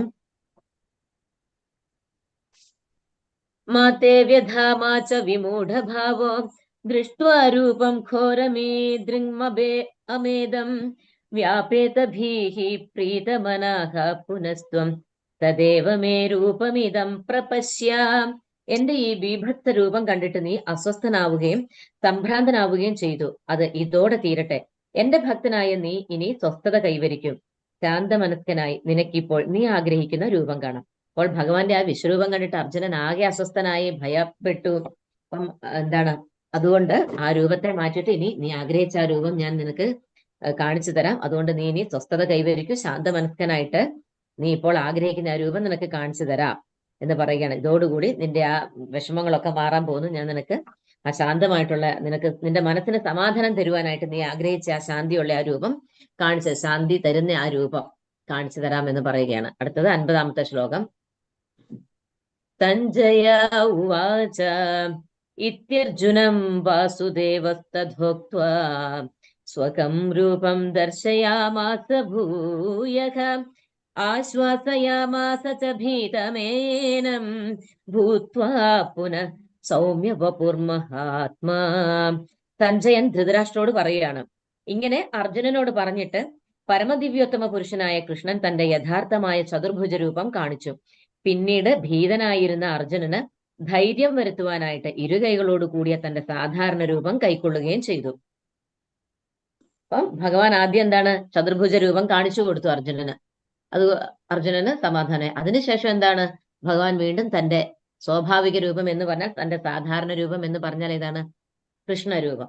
ദ്വിഭുജ ഓടക്കുഴൽ ഊതിക്കൊണ്ടുള്ള ഭഗവാന്റെ ആ ദ്വിഭുജ വലത് കാൽ പിണച്ചു വെച്ചുകൊണ്ടുള്ള ഭഗവാന്റെ ആ രൂപത്തിലേക്ക് കൈക്കൊള്ളുകയും ചെയ്തു. അതായത് ഇങ്ങനെ അർജുനനോട് പറഞ്ഞിട്ട് പരമദിവ്യോത്തമ പുരുഷനായിട്ടുള്ള കൃഷ്ണൻ തന്റെ യഥാർത്ഥമായിട്ടുള്ള ചതുർഭുജ രൂപം കാണിച്ചു. പിന്നീട് ഭീതനായിരുന്ന അർജുനന് ധൈര്യം വരുത്തുവാനായിട്ട് എന്താണ്, ഇരുകൈകളോടുകൂടിയ തന്റെ കൃഷ്ണരൂപം അഥവാ സാധാരണ രൂപം കൈക്കൊള്ളുകയും ചെയ്തു. അപ്പം ഭഗവാൻ ദേവകി വസുദേവന്മാരുടെ പുത്രനായിട്ട് ആദ്യം അവർക്ക് മുൻപിൽ പ്രത്യക്ഷപ്പെട്ടത് എങ്ങനെയാണ്, ചതുർഭുജ രൂപത്തിലാണ് പ്രത്യക്ഷപ്പെട്ടത്. പിന്നീട് എന്താണ്, അത് ചതുർഭുജനായിട്ടുള്ള നാരായണ രൂപത്തിലാണ് ഭഗവാൻ തന്റെ മാതാപിതാക്കൾക്ക് മുന്നിൽ പ്രത്യക്ഷപ്പെട്ടത്. പിന്നീട് അവരുടെ അപേക്ഷ അനുസരിച്ച് ഭഗവാന്റെ ആ സ്വയമേവയുള്ള ആ കൃഷ്ണരൂപം ഭഗവാൻ ആ കൃഷ്ണരൂപം തന്നെ കൈക്കൊള്ളുകയും ചെയ്തു. അപ്പം ഭക്തന്മാർക്ക് എന്താണ്, അർജുനനും എന്താണ് ഭഗവാനെ ആ ചതുർഭുജ രൂപത്തിൽ കാണുന്നതിലുള്ള സവിശേഷ താല്പര്യമെന്ന് ഭഗവാൻ അറിയാം. അതുകൊണ്ടാണ് ഭഗവാൻ ചതുർഭുജ രൂപം കാണിച്ചു കൊടുത്തതിന് ശേഷം വീണ്ടും കൃഷ്ണരൂപത്തിലേക്ക് വന്നത്. എങ്കിലും ഭഗവാന്റെ അപേക്ഷിച്ച നിലയ്ക്ക് അതും കാട്ടിക്കൊടുത്ത് പഴയ സുഹൃത്ത് എന്ന നിലയിലുള്ള ദ്വിഭുജാകൃതി തന്നെ സ്വീകരിക്കുകയാണ് ഉണ്ടായത്. സൗമ്യവപു എന്ന പദം വളരെ അർത്ഥവത്താണ്. അതിന്റെ അർത്ഥം എന്താണ്, ഏറ്റവും സുന്ദരമായ ശരീരം എന്നുള്ള അർത്ഥമാണ് സൗമ്യ വപുസ് എന്ന പദത്തിന്റെ അർത്ഥം. അപ്പം ഭഗവാന് അത്രയും സുന്ദരനാണ്. ഭഗവാന്റെ സൗന്ദര്യത്തെ ഉപമിക്കാനായിട്ട് ഒന്നും പറ്റില്ല. എന്താണ്, 1000 കാമദേവന്മാർ വന്നു നിന്നാലും ഭഗവാന്റെ സൗന്ദര്യത്തോളം വരില്ല എന്ന് പറയുന്നത്. അപ്പം ഭഗവാന്റെ സാന്നിധ്യത്തിൽ എല്ലാവരും ഭഗവാന്റെ ആ ശരീര സൗകുമാര്യത്തിൽ ആകൃഷ്ടരാകും. ഭഗവാന്റെ ആ സൗന്ദര്യത്തിലാണ് നമ്മൾ ആകൃഷ്ടരാകുന്നത്. കൃഷ്ണൻ എന്നുള്ളതിന്റെ അർത്ഥം തന്നെ ആകർഷിക്കുക, എല്ലാവരെയും ആകർഷിക്കുന്നതാണ് ഭഗവാൻ. അപ്പം ലോക നിയന്താവായിട്ടുള്ള ആ ഭഗവാൻ തന്റെ ഭക്തനായിട്ടുള്ള അർജുനന്റെ ഭയമൊക്കെ ശമിപ്പിച്ച് അദ്ദേഹത്തിന് വീണ്ടും അത്യന്ത സുന്ദരമായിട്ടുള്ള ഭഗവാന്റെ ആ കൃഷ്ണരൂപം കാട്ടിക്കൊടുത്തു. അതോടുകൂടി അർജുനന് വളരെയധികം ശാന്തി ലഭിച്ചു എന്ന് പറയുന്നു. അപ്പം അങ്ങനെ ആ ഭഗവാന്റെ കാരുണ്യം കൊണ്ട് ഭഗവാന് അർജുനന് വിശ്വരൂപം കാണിച്ചു കൊടുത്തു. അത് കഴിഞ്ഞ് ചതുർഭുജ രൂപവും കാണിച്ചു കൊടുത്തതിന് ശേഷം ഭഗവാന്റെ സ്വാഭാവികമായിട്ടുള്ള രൂപത്തിലേക്ക് ഭഗവാൻ വന്ന് അർജുനന്റെ ഭയത്തെ ശമിപ്പിച്ചു. അടുത്തത് 51-ാമത്തെ ശ്ലോകം. അർജുന ഉവാച ദൃഷ്ട്വേദം മാനുഷം രൂപം തവ സൗമ്യം ജനാർദന ഇദാനീമസ്മി സംവൃത്തഃ സചേതാ പ്രകൃതിം ഗതഃ. കൃഷ്ണനെ ഇങ്ങനെ സ്വന്തം രൂപത്തിൽ കണ്ടപ്പോൾ അർജുനൻ പറഞ്ഞു, ജനാർദന, അങ്ങയുടെ അത്യന്ത സുന്ദരമായ ഈ മാനുഷികാകാരം കണ്ടിട്ട് ഇപ്പോൾ ഞാൻ മുൻമട്ടിലായി, എന്റെ മനസ്സ് ശാന്തമായി. അപ്പം ഈ മനുഷ്യരൂപം, മനുഷ്യന്റെ പോലെയുള്ള ആ രൂപം കണ്ടപ്പോൾ എനിക്ക് വളരെയധികം സന്തോഷവും സമാധാനവുമായി, എന്റെ മനസ്സ് വളരെയധികം ശാന്തമായി എന്ന് ഭഗവാനോട് അർജുനൻ പറയുന്നു. അടുത്ത ശ്ലോകം. അപ്പൊ കൃഷ്ണൻ വെറും ഒരു മനുഷ്യനാണെന്നും അദ്ദേഹത്തിന്റെ നിർഗുണ ബ്രഹ്മമാണ് ഗീത ഉപദേശിക്കുന്നതെന്നും അങ്ങനെ പറയുന്ന ഒരു കൂട്ടരുണ്ട്, അദ്വൈതവാദികള്.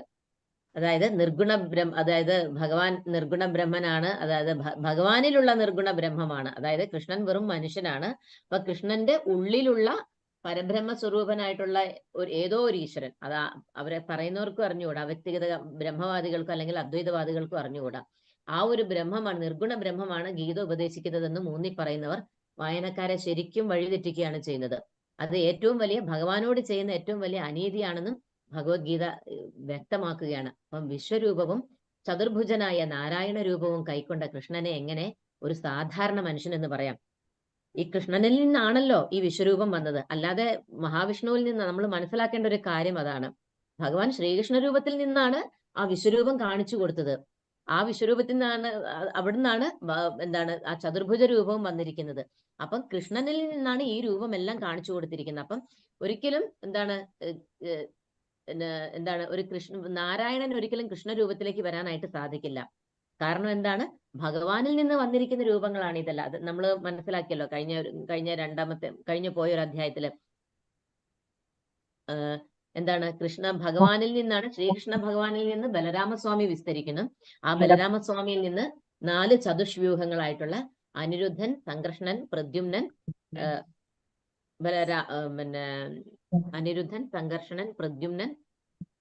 അനിരുദ്ധൻ, സംഘർഷണൻ, പ്രദ്യുമ്നൻ, അഭിമന്യു, ഇങ്ങനെ 4 ചതുഷ്വ്യൂഹങ്ങൾ വന്നു.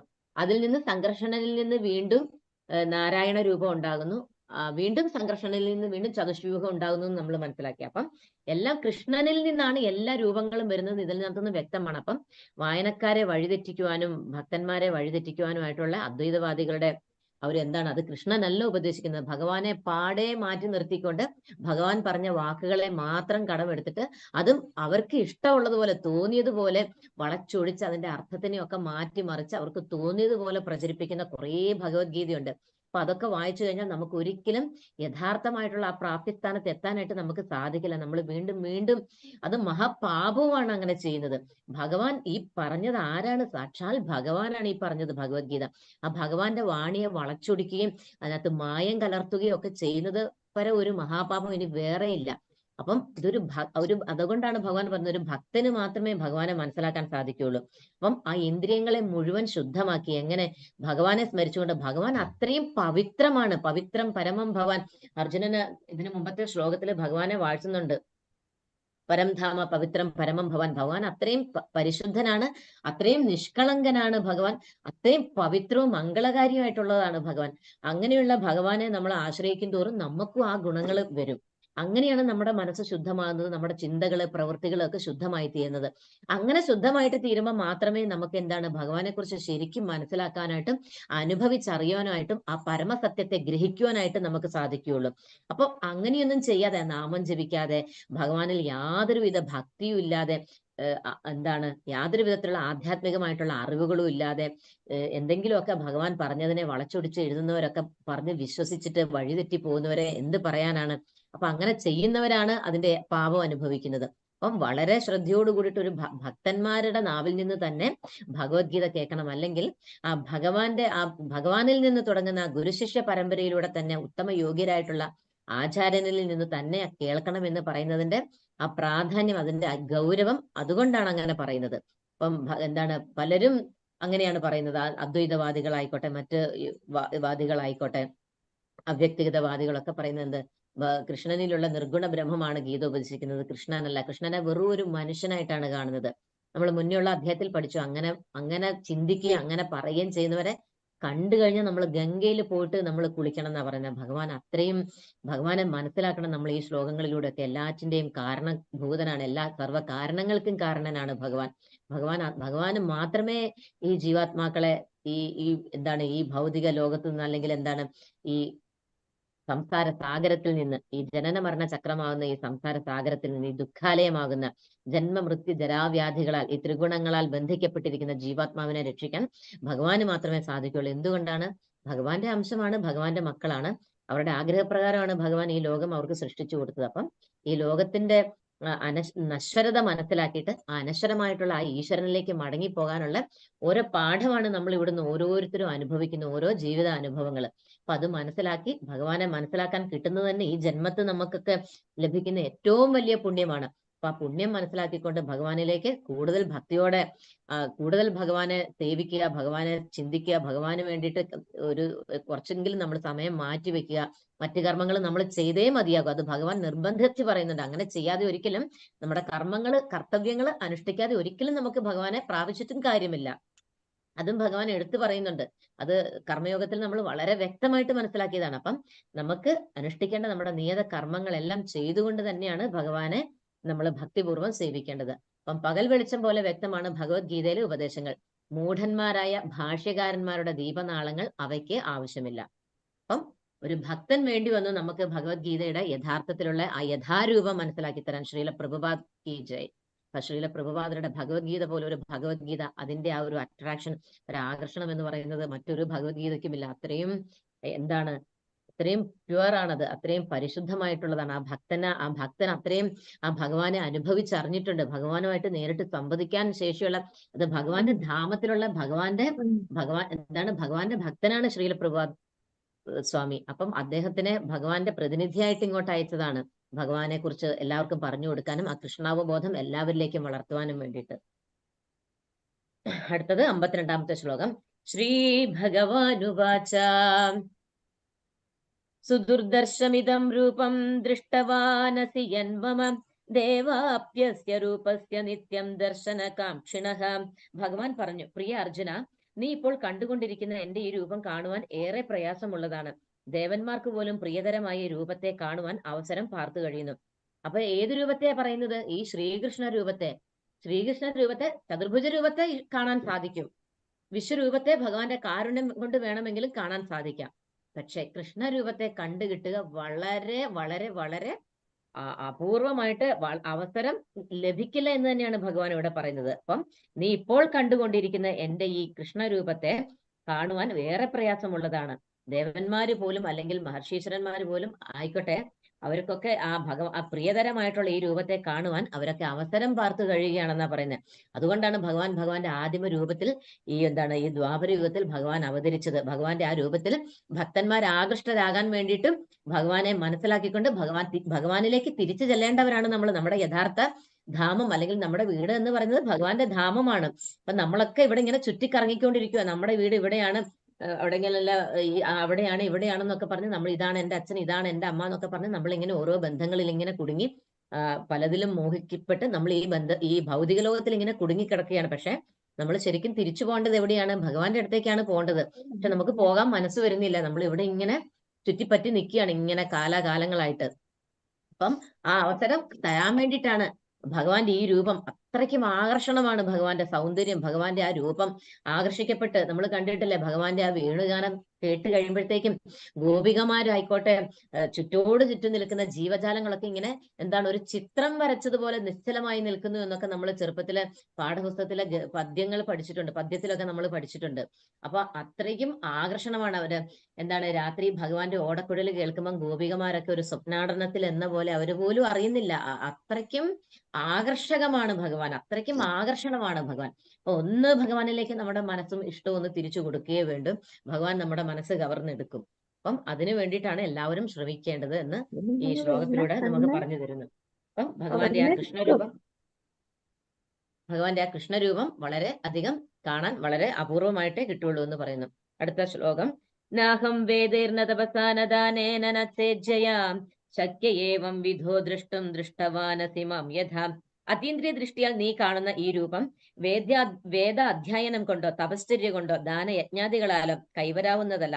അവയൊന്നും കൊണ്ടല്ല എന്റെ ഈ യഥാർത്ഥ രൂപം ഒരാൾക്ക് പ്രത്യക്ഷമാവുന്നത്. അപ്പം വീണ്ടും ഭഗവാൻ എടുത്തു പറയുകയാണ്, വേദം പഠിച്ചത് കൊണ്ടോ കുറെ യജ്ഞങ്ങൾ അനുഷ്ഠിച്ചത് കൊണ്ടോ തപസ്സുകൾ അനുഷ്ഠിച്ചത് കൊണ്ടോ കുറെ ദാനങ്ങൾ ചെയ്തത് കൊണ്ടോ അല്ലെങ്കിൽ കുറെ ഉപനിഷത്തുകൾ പഠിച്ച് കുറെ അറിവൊക്കെ സമ്പാദിച്ചത് കൊണ്ടോ ഒന്നും ഭഗവാനെ അറിയാൻ പറ്റിയില്ലെങ്കിൽ ഒരു കാര്യവുമില്ല. അപ്പൊ ഇതൊക്കെ പഠിച്ചിട്ടും ഭഗവാനാണ് ഏറ്റവും ഭഗവാൻ പരമദിവ്യോത്തമ പുരുഷനാണെന്ന് അംഗീകരിക്കാതെ, ഈശ്വരൻ എന്ന് പറയുന്നത് കൃഷ്ണനാണെന്ന് മനസ്സിലാക്കാതെ, ഭഗവാനാണ് എല്ലാറ്റിന്റെ ഉറവിടം എന്ന് മനസ്സിലാക്കാതെ, നമ്മുടെ നമ്മളെ പ്രാപ്യസ്ഥാനം അല്ലെങ്കിൽ പരിപൂർണത, ഒരു മനുഷ്യജന്മത്തിന്റെ പരിപൂർണത നേടേണ്ടത് ആ കൃഷ്ണനിലാണെന്നും കൃഷ്ണനെ മനസ്സിലാക്കുക എന്നുള്ളതാണെന്നും അറിയാതെ ഇരിക്കുക എന്ന് പറയുന്നതാണ് ഏറ്റവും പാപമായിട്ടുള്ള ഒരു കാര്യം എന്ന് പറയുന്നത്. അപ്പം ഇതൊന്നും ചെയ്തിട്ടും ഭഗവാനെ അറിയാൻ സാധിച്ചിട്ടില്ല എങ്കിൽ ഒരിക്കലും ഒരിക്കലും ഭഗവാനെ അറിയാൻ സാധിക്കില്ല എന്ന് പറയുക. അപ്പം ഭഗവാനെ ഇതുകൊണ്ടൊന്നും കാണാൻ സാധിക്കില്ല. വേദങ്ങൾ കുറെ പഠിച്ചതുകൊണ്ട് കൃഷ്ണരൂപത്തിൽ ഭഗവാനെ കാണാൻ സാധിക്കില്ല, മനസ്സിലാക്കാനും ഗ്രഹിക്കാനും സാധിക്കില്ല.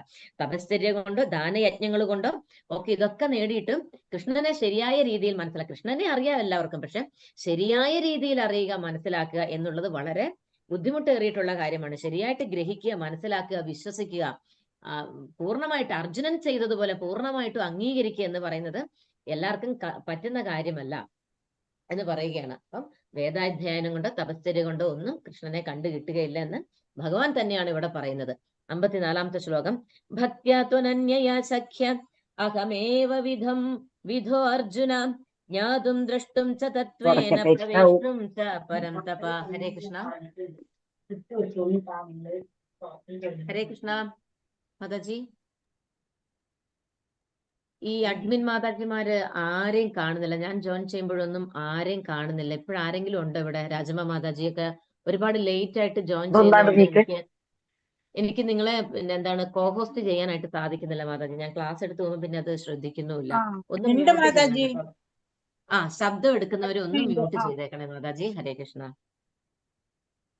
54-ാമത്തെ ശ്ലോകം. അപ്പം പ്രിയപ്പെട്ട അർജുന, എന്നിൽ ഏകാഗ്രമായ ഭക്തി കൊണ്ട് മാത്രമേ എന്നെ ഇപ്പോൾ കാണുന്ന മട്ടിൽ നേരിട്ട് കാണാനും അറിയാനും സാധിക്കുകയുള്ളൂ.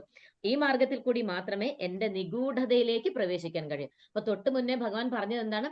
വേദം അഭ്യസിച്ചത് കൊണ്ടോ ജ്ഞാനം യജ്ഞവും തപസ്സും ഒക്കെ നേടിയത് കൊണ്ടോ അല്ലെങ്കിൽ അതൊക്കെ അനുഷ്ഠിച്ചത് കൊണ്ടോ ഒന്നും എന്റെ ഈ കൃഷ്ണരൂപത്തെ കാണുവാനോ ദർശിക്കുവാനോ അതിൽ ആകർഷണാകുവാനോ സാധ്യമല്ല എന്ന് പറയും. എന്തുകൊണ്ട് മാത്രമേ സാധിക്കുള്ളൂ? ഭക്തി ഒന്നുകൊണ്ട് മാത്രമേ, അതും പ്രേമാഞ്ജനചുരിത ഭക്തി വിലോചനേന. ആ പ്രേമമാകുന്ന ഭക്തി, കൃഷ്ണപ്രേമമാകുന്ന ഭക്തിയാകുന്ന അഞ്ജനം കൊണ്ട് കണ്ണെഴുതണം എന്നാ പറയുന്നത്. അങ്ങനെ മാത്രമേ ഭഗവാന് നമുക്ക് ആ ഭക്തി കൊണ്ട് മാത്രമേ എന്നെ ഇപ്പോൾ കാണുന്ന മട്ടിൽ, ഭഗവാന് അർജുനൻ ഏത് രൂപത്തിൽ അവസാനം കാണിച്ചു കൊടുത്ത ചതുർഭുജ രൂപം കാണിച്ചു കൊടുത്തു ശാന്തനാവാൻ വേണ്ടിയിട്ട്. അതിനുശേഷം ഒന്നും കൂടി ശാന്തനും സന്തോഷവും ഭവിക്കാൻ വേണ്ടിയിട്ട് ഭഗവാൻ ആ കൃഷ്ണരൂപം കൈക്കൊണ്ടു. അപ്പൊ ആ കൃഷ്ണരൂപം കാണണമെങ്കിൽ ഭക്തി കൊണ്ട് മാത്രമേ സാധിക്കുള്ളൂ. അത് അത്രേ അപൂർവമായിട്ടേ കാണാൻ സാധിക്കുകയുള്ളൂ. അപ്പം ആ ഭക്തി മാർഗത്തിൽ കൂടി മാത്രമേ എന്റെ നിഗൂഢതയിലേക്ക് പ്രവേശിക്കാൻ കഴിയൂ. ആ ഭക്തി ഉണ്ടെങ്കിൽ മാത്രമേ ഭഗവാനെ കുറിച്ചുള്ള ആ ഗോപ്യമായിട്ടുള്ള ആ രഹസ്യമായിട്ടുള്ള ആ ജ്ഞാനത്തിലേക്ക് കടക്കുവാനായിട്ട് സാധിക്കുകയുള്ളൂ എന്ന് അർജുനനോട് പറഞ്ഞു കൊടുക്കുന്നു. അപ്പം കൃഷ്ണനെ കുറിച്ച് അറിയേണ്ടവർ വൈദിക ഗ്രന്ഥങ്ങളിലുള്ള ആധികാരികമായ നിബന്ധനകളെല്ലാം അനുസരിക്കണം. തദനുസൃതമായിട്ടുള്ള തപസ് അനുഷ്ഠിക്കണം. അപ്പം തപസ് അനുഷ്ഠിക്കുന്നത് എങ്ങനെയാണ്? ഭഗവാനെ കുറിച്ച് അറിഞ്ഞ് മനസ്സിലാക്കിയിട്ട്, അല്ലെങ്കിൽ ഭഗവാനെ കുറിച്ച് അറിയാൻ വേണ്ടിയിട്ടുള്ള തപസ്സാണ് നമ്മൾ അനുഷ്ഠിക്കേണ്ടത്. ഭഗവാനാണ് ഏറ്റവും അൾട്ടിമേറ്റ് എന്ന്, അല്ലെങ്കിൽ ഭഗവാനാണ് നമ്മുടെ പരിപൂർണ ലക്ഷ്യമെന്ന്, നമ്മുടെ പ്രാപ്തിസ്ഥാനം ഭഗവാനാണെന്ന് മനസ്സിലാക്കിയിട്ട് ആ ഭഗവാനെ നേടിയെടുക്കാൻ വേണ്ടിയിട്ട്, ആ ഭഗവാനിൽ ഭക്തി വളർത്തുവാൻ വേണ്ടിയിട്ട്, ആ ഭഗവാനിൽ ഭക്തി ജനിപ്പിക്കുവാൻ വേണ്ടിയിട്ട് നമ്മൾ അനുഷ്ഠിക്കുന്ന തപസ്സുകളൊക്കെ അനുഷ്ഠിക്കണം. എങ്കിൽ മാത്രമേ ഭഗവാനെ അനുസരിച്ചുകൊണ്ട് ആ നിയമങ്ങളൊക്കെ പാലിച്ചുകൊണ്ട് നമ്മൾ അനുഷ്ഠിക്കുമ്പോൾ മാത്രമേ നമുക്ക് ഭഗവാനെ കൂടുതൽ മനസ്സിലാക്കുവാനായിട്ട് സാധിക്കുള്ളൂ. അപ്പം ഊഹാപോഹ പ്രക്രിയ കൊണ്ടോ ഒന്നും ഭഗവത്ഗീത മനസ്സിലാക്കാൻ ശ്രമിക്കുന്ന ആധികാരികത്വം ഇല്ലാത്ത വ്യാഖ്യാതാക്കൾ വൃഥാ സമയം പാഴാക്കുകയാണ്. അപ്പം ആൾക്കാരെ വഴിതെറ്റിക്കുന്ന രീതിയിലുള്ള ഭാഷ്യങ്ങളൊക്കെ ചമച്ചുകൊണ്ട്, വിവർത്തനങ്ങളൊക്കെ ചമച്ചുകൊണ്ട് എഴുതുന്നത് അത് അവർക്കും നല്ലതല്ല. ഭഗവാനെ അറിയുവാൻ വേണ്ടി ശ്രമിക്കുന്ന ജനങ്ങളെയും വഴിതെറ്റിക്കുകയാണ്. അത് മഹാപാപം തന്നെയാണ്. അടുത്തത് 55-ാമത്തെ ശ്ലോകം. അപ്പൊ എന്താണ്, ഗുരുവിലും നമുക്ക് നല്ല വിശ്വാസം വേണം, അചഞ്ചലമായിട്ട് ഭഗവാനിലും വിശ്വാസം വേണം. അപ്പൊ ഒരു ഗുരുവിൽ കൂടി മാത്രമേ നമുക്ക് ഭഗവാനെ അറിയാൻ സാധിക്കുകയുള്ളൂ എന്ന് നമ്മൾ പോയ അധ്യായങ്ങളിലും ശ്ലോകങ്ങളിലും ഒക്കെ നമുക്ക് വ്യക്തമായിട്ട് മനസ്സിലാക്കി. അപ്പം ആ ഉത്തമ ഗുരു എന്ന് പറയുന്നത് എന്താണ്? ആ കൃഷ്ണന്റെ ഭഗവാന്റെ ആ ഗുരുശിഷ്യ പരമ്പരയിൽ വരുന്ന ആചാര്യൻ തന്നെയാണ് ഉത്തമനും യോഗ്യനുമായിട്ടുള്ള ഒരു ആചാര്യൻ എന്ന് പറയാൻ പറ്റുകയുള്ളൂ. അപ്പം എന്തുകൊണ്ടാണ് അങ്ങനെ പറയുന്നത് എന്ന് മനസ്സിലായല്ലോ. അപ്പം അങ്ങനെയുള്ള ആചാര്യന്മാരിൽ അപ്പൊ ഗുരുവിൽ ഉത്തമമായിട്ടുള്ള ഭഗവാന്റെ പ്രതിനിധി തന്നെയാണ് ഗുരു. ഭഗവാൻ അയക്കുന്നത് തന്നെയാണ് ആ ഗുരുവിനെ.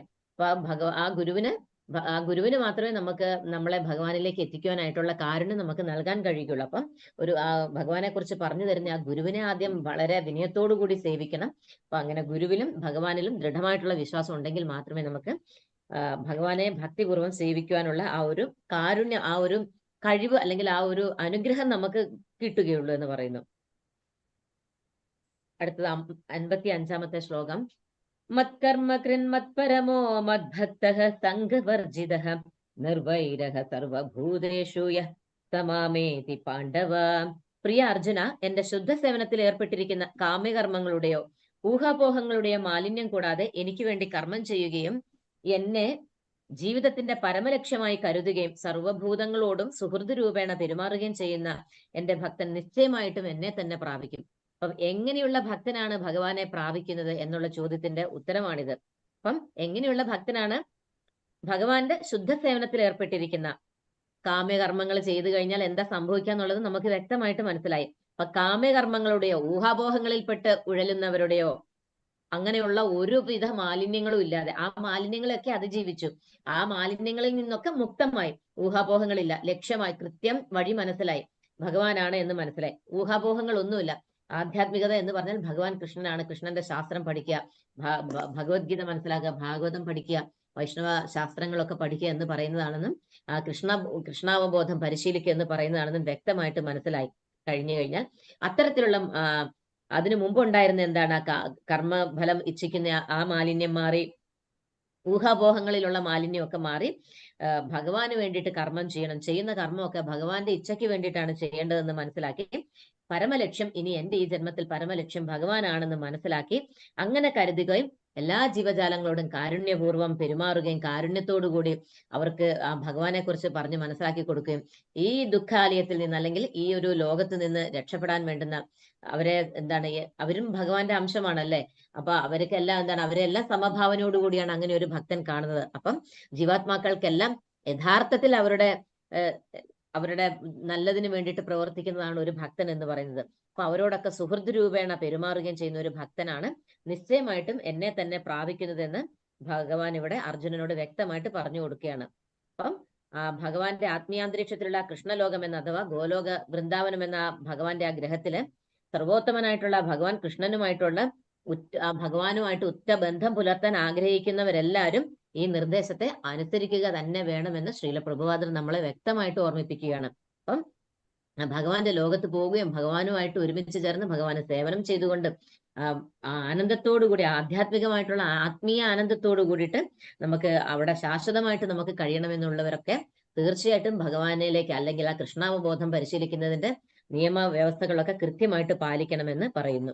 അപ്പം ഭഗവത്ഗീതയുടെ മുഴുവൻ തത്വം ഈ ഒരു ശ്ലോകത്തിൽ ഉൾക്കൊള്ളിച്ചിട്ടുണ്ട് എന്ന് പറയുന്നു. അപ്പൊ അങ്ങനെയാണ് ഈ അധ്യായത്തിന്റെ ഈ ഒരു ശ്ലോകത്തിന്റെ അർത്ഥം. അപ്പം ഭക്തിയോഗത്തിന്റെ ഏറ്റവും ഉന്നതമായിട്ടുള്ള കാര്യങ്ങളാണ് ഭഗവാൻ ഈ ശ്ലോകത്തിലൂടെ അർജുനന് പറഞ്ഞു കൊടുത്തത്.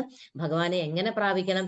വേദാധ്യയനങ്ങൾ പഠിച്ചതുകൊണ്ടോ അല്ലെങ്കിൽ യജ്ഞങ്ങളോ തപസ്സുകളോ ഒക്കെ അനുഷ്ഠിച്ചിട്ടും ഭഗവാനിൽ ഭക്തിയില്ല എങ്കിൽ അതുകൊണ്ട് ഒരു കാര്യവുമില്ല. ഭക്തി ഒന്നുകൊണ്ട് മാത്രമേ ഭഗവാനെ നമുക്ക് പ്രസാദിപ്പിക്കുവാൻ അല്ലെങ്കിൽ ഭഗവാന്റെ കാരുണ്യം, പ്രസാദം നമുക്ക് നേടുവാൻ സാധിക്കുകയുള്ളൂ എന്ന് ഭഗവാനോട് വളരെ വ്യക്തമായിട്ട് പറയുകയാണ്. പിന്നെ ഒന്നും കൂടിയും പറഞ്ഞു, ഈ കൃഷ്ണരൂപം എന്ന് പറയുന്നത് ഭഗവാന്റെ സ്വാഭാവികമായിട്ടുള്ള, ഭഗവാന്റെ ആദിമമായിട്ടുള്ള ആ രൂപം വളരെ അപൂർവമാണ് അത് കണ്ടുകിട്ടുക എന്ന് പറയുന്നത്. അപ്പം ഭക്തനാകുന്നതിലൂടെ മാത്രമേ ആ രൂപത്തിന്റെ മാഹാത്മ്യത്തെക്കുറിച്ചും അതിന്റെ ആ രഹസ്യത്തെക്കുറിച്ചും അതിന്റെ നിഗൂഢതയെക്കുറിച്ചും മനസ്സിലാക്കുവാനായിട്ട് സാധിക്കുകയുള്ളൂ എന്നും അർജുനനോട് പറഞ്ഞു കൊടുക്കുന്നു. ഹരേ കൃഷ്ണ കൃഷ്ണ കൃഷ്ണ ഹരേ ഹരേ, ഹരേ രാമ രാമ രാമ ഹരേ ഹരേ. ഹരേ കൃഷ്ണ മാതാജിമാരെ, ഈ ശ്ലോകത്തിന്റെ ചോദ്യോത്തരം ഒന്ന് പെട്ടെന്നൊന്ന് പറഞ്ഞു പോകാമോ? അടുത്ത അധ്യായം കൂടെ നമുക്കൊന്ന് എടുത്തിട്ട് പെട്ടെന്നൊന്ന് പറയാമോ? ഈ 11-ാമത്തെ അധ്യായത്തിന്റെ ചോദ്യോത്തരങ്ങള് എഴുതി വെച്ചവരൊന്ന് പെട്ടെന്ന് പറയാമോ? ചോദ്യം വായിക്കാം, ഉത്തരം പറയാം. ഭഗവാന്റെ വിശ്വവ്യാപ്തമായ രൂപം എങ്ങനെയായിരുന്നു അർജുനന് കാണാനായത് എന്ന് രൂപം വിവരിക്കുക. ആ വിശ്വവ്യാപ്തമായ രൂപത്തിൽ എണ്ണമറ്റ മുഖങ്ങളും കണ്ണുകളും എണ്ണമറ്റ അത്ഭുത ദൃശ്യങ്ങളും അർജുനൻ കണ്ടു. അനേകം ദിവ്യാഭരണങ്ങളാൽ അലങ്കൃതമായ ആ രൂപം അനേകം ദിവ്യായുധങ്ങൾ പിടിച്ചിരുന്നു. ദിവ്യങ്ങളായ പുഷ്പമാല്യങ്ങളും വസ്ത്രങ്ങളും അണിഞ്ഞിരുന്നു. ദിവ്യങ്ങളായ ഗന്ധദ്രവ്യങ്ങൾ ശരീരത്തിൽ പൂശിയിരുന്നു. അത്ഭുതാവഹവും തേജോമയവും അമേയവും സർവവ്യാപ്തവുമായിരുന്നു ആ രൂപം. 1000 സൂര്യന്മാർ ഒരേ സമയം ഉദിക്കുകയാണെങ്കിൽ ഉളവാകുന്ന പ്രകാശത്തോട് തുല്യമായിരുന്നു ആ വിശ്വാത്മകമായ ഭഗവത് രൂപത്തിന്റെ പ്രഭാപൂരം. പിന്നെ അപരിമേയമായ പ്രപഞ്ചത്തിൽ നാനാ വിഭാഗങ്ങളും ഒരേ സമയം അർജുനൻ അവിടെ കാണാൻ സാധിച്ചു. രണ്ടാമത്തത് ഉഗ്രമൂർത്തിയായി മാറിയ കാലസ്വരൂപന്റെ ദൗത്യം എന്തായിരുന്നു? സമസ്ത ലോകങ്ങളെയും സംഹരിക്കുന്ന കാലമാണ് ഞാൻ. ഈ കാണുന്ന ജനങ്ങളെയെല്ലാം നശിപ്പിക്കാനാണ് ഞാൻ വന്നത്. നിങ്ങൾ പാണ്ഡവരൊഴികെ 2 കക്ഷിയിലും പെട്ട യോദ്ധാക്കളെല്ലാം മരിക്കും. അത് തന്നെ. ഹരേ കൃഷ്ണ. അടുത്ത ചോദ്യം ഉത്തരം. ശ്രീകൃഷ്ണനോട് മാപ്പ് ചോദിക്കുന്നത് എന്തിന് അർജുനൻ? അനൗപചാരികമായ പെരുമാറ്റങ്ങൾ ഉണ്ടായിട്ടുണ്ട്. അങ്ങയുടെ മഹത്വം എന്തെന്നറിയാതെ സുഹൃത്ത് എന്ന് മാത്രം കഴിച്ചു. ഹേ കൃഷ്ണ, ഹേ യാദവ, ഹേ ചങ്ങാതി എന്നെല്ലാം ഞാൻ അങ്ങയെ സ്നേഹത്തിലോ സംഭ്രാന്തിയിലോ വിളിച്ചു പോന്നു. നാം തനിച്ചായിരിക്കുമ്പോഴും ഇരിക്കുകയോ കിടക്കുകയോ ആഹാരം കഴിക്കുകയോ ചെയ്യുമ്പോഴും ഞാൻ അങ്ങയെ വേണ്ടത്ര ബഹുമാനിച്ചില്ല. ഞാൻ അതിന് മാപ്പ് ചോദിക്കുന്നു. അതെ, അത് തന്നെ. അടുത്ത ചോദ്യം. അർജുനന്റെ സർവജ്ഞത്വം എങ്ങനെയെല്ലാമാണ് അർജുനൻ ഇവിടെ സർവജ്ഞത്വം എങ്ങനെയാണ് അർജുനൻ പ്രസ്താവിച്ചത്? ഈ പ്രപഞ്ച സർഗത്തിന്റെ പിതാവാണ് അങ്ങ്. പ്രപഞ്ചത്തിന്റെ ആധ്യാത്മിക ഗുരുവും അങ്ങ് തന്നെ. അങ്ങേക്ക് സമാനമാവാൻ കഴിവുള്ളവരോ മറ്റാരുമില്ല. 3 ലോകങ്ങളിലും ശ്രേഷ്ഠനായിട്ട് മറ്റാരാണ് ഉള്ളത്? ആണോ? ഏതാ ശ്ലോകം? അടുത്തത്. പ്രീതിപൂർവമായ വിശ്വരൂപം മറച്ചു ഏത് രൂപം കാണിക്കണമെന്നാണ് അർജുനൻ പറയുന്നത്? സഹസ്രബാഹുവായ വിശ്വരൂപ, 4 കൈകളും ശിരസിൽ കിരീടവും കൈകളിൽ ശംഖുചക്ര ഗദാപത്മങ്ങളുമുള്ള അങ്ങയുടെ ആ രൂപം കാണാൻ ഞാൻ ആഗ്രഹിക്കുന്നു. ഭഗവാൻ അത് കാണിച്ചു തരണമേ എന്നാണ് അർജുനൻ പറയുന്നത്. അതെ. അടുത്ത ചോദ്യം. ഭഗവാന്റെ അർജുനൻ ശാന്തനായത്? കൃഷ്ണന്റെ മനുഷ്യരൂപം. ഭഗവാന്റെ ചതുർഭുജ രൂപം. ഏത് മാർഗത്തിൽ കൂടിയാണ് ഭഗവാനിലേക്ക് പ്രവേശിക്കാൻ? ഭഗവാനിൽ ഏകാഗ്രമായ ഭക്തി കൊണ്ട് മാത്രമേ ഭഗവാനിലേക്ക് പ്രവേശിക്കാനാവൂ. അതെ അതെ അതെ. ഹരേ കൃഷ്ണ. ആരാണ് ഭഗവാനെ പ്രാപിക്കാൻ യോഗ്യൻ? ഭഗവാന്റെ ശുദ്ധ സേവനത്തിൽ ഏർപ്പെട്ടിരിക്കുന്ന കാമ്യകർമ്മങ്ങളുടെയോ ഊഹാപോഹങ്ങളുടെയോ മാലിന്യം കൂടാതെ ഭഗവാന് വേണ്ടി കർമ്മം ചെയ്യുകയും ഭഗവാനെ ജീവിതത്തിന്റെ പരമലക്ഷ്യമായി കരുതുകയും സർവ്വഭൂതങ്ങളോടും ഭഗവാൻ പ്രാപിക്കാനാവുക. അതെ. ഹരേ കൃഷ്ണ. 5ാമത്തെ ശ്ലോകമല്ലേ? 55ാമത്തെ ശ്ലോകമല്ലേ? അതെ അതെ അതെ അതെ. ഇപ്പൊ നമ്മൾ പറഞ്ഞു കഴിഞ്ഞ ശ്ലോകം മാതാജി. ഹരേ കൃഷ്ണ. അപ്പൊ മനസ്സിലായല്ലോ അല്ലെ? സർവജ്ഞത്വത്തിന്റെ ഏതായിരുന്നു മാതാജി ശ്ലോകം? എന്തോ? ഭഗവാന്റെ സർവജ്ഞത്വം എങ്ങനെയെല്ലാമാണ് അർജുനൻ ഇവിടെ പ്രസ്താവിച്ചത്? അത് ഏത് ശ്ലോകമായിരുന്നു?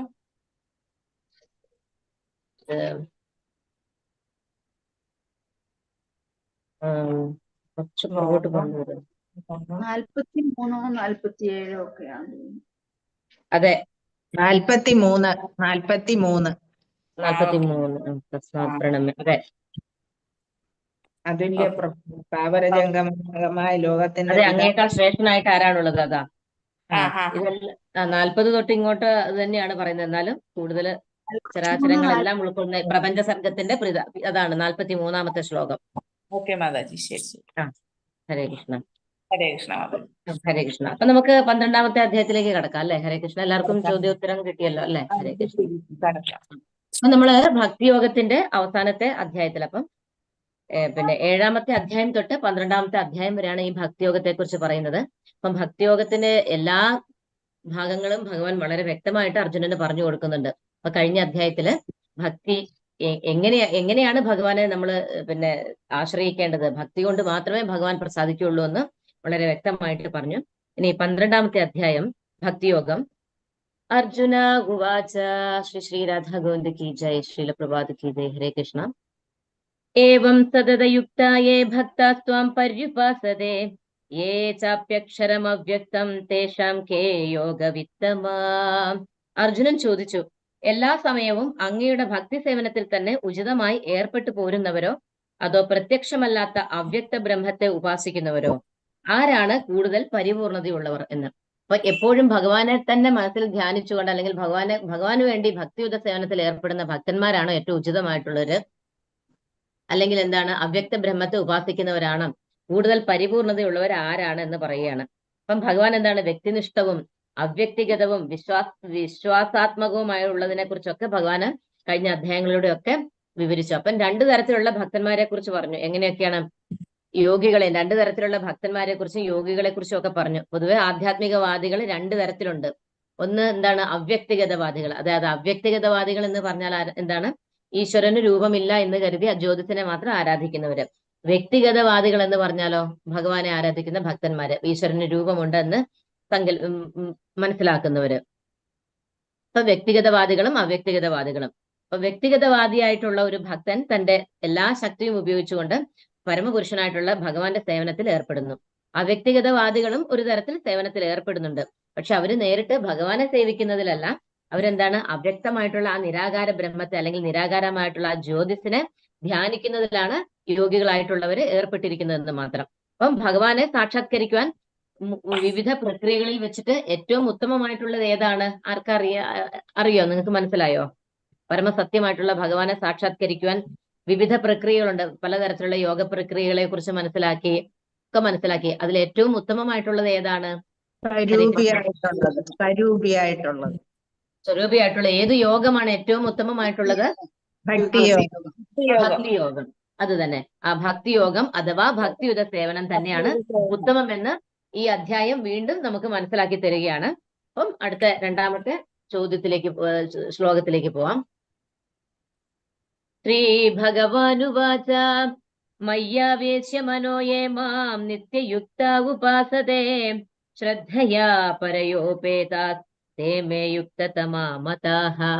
പരമദിവ്യോത്തമ പുരുഷൻ പറഞ്ഞു, എന്റെ വ്യക്തിരൂപത്തിൽ തന്നെ മനസ്സുറപ്പിച്ച്, അത് വളരെ വ്യക്തമായിട്ട് ഭഗവാൻ പറഞ്ഞു, എന്റെ വ്യക്തിരൂപത്തിൽ തന്നെ മനസ്സുറപ്പിച്ച് അതീന്ദ്രിയമായ ദൃഢവിശ്വാസത്തോടെ എല്ലായ്പ്പോഴും എന്നെ ആരാധിക്കുന്നതിൽ മുഴുകിയിരിക്കുന്നവരാണ് ഏറ്റവും പരിപൂർണതയുള്ളവരെന്ന് ഞാൻ കരുതുന്നു. അപ്പം ഭഗവാൻ കൃഷ്ണൻ എന്ന ആ ദ്വിഭുജ രൂപധാരിയായിട്ടുള്ള എന്താണ് ഓടക്കുഴല് ഊതിക്കൊണ്ട് നിൽക്കുന്ന ഭഗവാന്റെ ആ ശ്യാമസുന്ദരൻ ആയിട്ടുള്ള ആ രൂപത്തില് മുഴുകിയിരിക്കുന്നവര്, അതിനകത്ത് ആകൃഷ്ടരായിട്ട്, ആ ഒരു രൂപത്തിൽ ഭഗവാന്റെ ആ സൗന്ദര്യത്തിൽ ആകൃഷ്ടരായിട്ട് ഭഗവാനോട് വളരെയധികം അങ്ങേയറ്റത്തോട് ആ പ്രേമഭക്തിയോടുകൂടി എപ്പോഴും ഭഗവാനെ ആരാധിക്കുന്നതിൽ മുഴുകിയിരിക്കുന്നവരാണ് ഏറ്റവും പരിപൂർണതയുള്ളവരെന്ന് ഞാൻ കരുതുന്നു എന്നാണ് ഭഗവാൻ പറയുന്നത്. അപ്പം രണ്ട് ചോദ്യം ചോദിച്ചു. ഒന്ന്, അവ്യക്തിഗതവാദികളാണോ അല്ലെങ്കിൽ ഭഗവാനെ സദാ ഭക്തിയുത സേവനം ചെയ്യുന്നവരാണോ പരിപൂർണതയുള്ളവരെന്ന ചോദ്യത്തിന് ഭഗവാൻ ഇവിടെ വ്യക്തമായിട്ട് ഉത്തരം പറഞ്ഞു. ഭഗവാന്റെ വ്യക്തിരൂപത്തിൽ, കൃഷ്ണരൂപത്തിൽ തന്നെ മനസ്സുറപ്പിച്ചുകൊണ്ട് അതീന്ദ്രിയമായിട്ടുള്ള ദൃഢവിശ്വാസത്തോടെ. എന്താണ് അതീന്ദ്രിയമായ ദൃഢവിശ്വാസം എന്ന് പറയുന്നത്? നമ്മുടെ ഭൗതിക തലത്തിലുള്ള വിശ്വാസം എപ്പോഴും മാറിയും മറിഞ്ഞുകൊണ്ടും ഇരിക്കും. അതിനൊരു എന്താണ് ഒരു ഉറപ്പില്ല, അതിന് ദൃഢതയില്ല, നിലനിൽപ്പില്ല അതിന്. അതെപ്പോഴും മാറിയും മറിഞ്ഞുകൊണ്ടിരിക്കും. പക്ഷെ നമ്മൾ അതീന്ദ്രിയ തലത്തിൽ നമ്മൾ നമ്മുടെ ഇന്ദ്രിയങ്ങളൊക്കെ ഭഗവാനെ സേവിക്കുന്ന, അപ്പൊ നമ്മുടെ വിശ്വാസം ദൃഢമാകും, ഉറച്ചതാകും, പിന്നീട് ഒരിക്കലും മാറ്റം വരില്ല നമ്മുടെ ഇന്ദ്രിയങ്ങളെയൊക്കെ. കാരണം എന്താണ്? നമ്മുടെ ഇന്ദ്രിയങ്ങളൊക്കെ എപ്പോഴും ആരുടെ സേവനത്തിലാണ് മുഴുകിയിരിക്കുന്നത്? ഭഗവാനെ സേവിക്കുന്നതിലാണ് മുഴുകിയിരിക്കുന്നത്. അതുകൊണ്ട് തന്നെ അതീന്ദ്രിയമാണ്. അപ്പം നമ്മുടെ വിശ്വാസവും അതീന്ദ്രിയമാണ്. അപ്പം ഭഗവാനിൽ തന്നെ മനസ്സുറപ്പിക്കുമ്പോൾ ആ വിശ്വാസം അതീന്ദ്രിയമാണ്. അങ്ങനെയുള്ള ആ അതീന്ദ്രിയമായ ദൃഢവിശ്വാസത്തോടെ എല്ലായ്പ്പോഴും ഭഗവാനെ ആരാധിക്കുന്നതിൽ മുഴുകിയിരിക്കുന്നവരാണ് ഏറ്റവും ഉള്ളവരെന്ന് ഞാൻ കരുതുന്നു എന്ന് ഭഗവാൻ ആ ചോദ്യത്തിന് ഉത്തരം പറഞ്ഞു. അടുത്തത് മൂന്നാമത്തെ നാലാമത്തെ ശ്ലോകം ഒരുമിച്ചാണ്.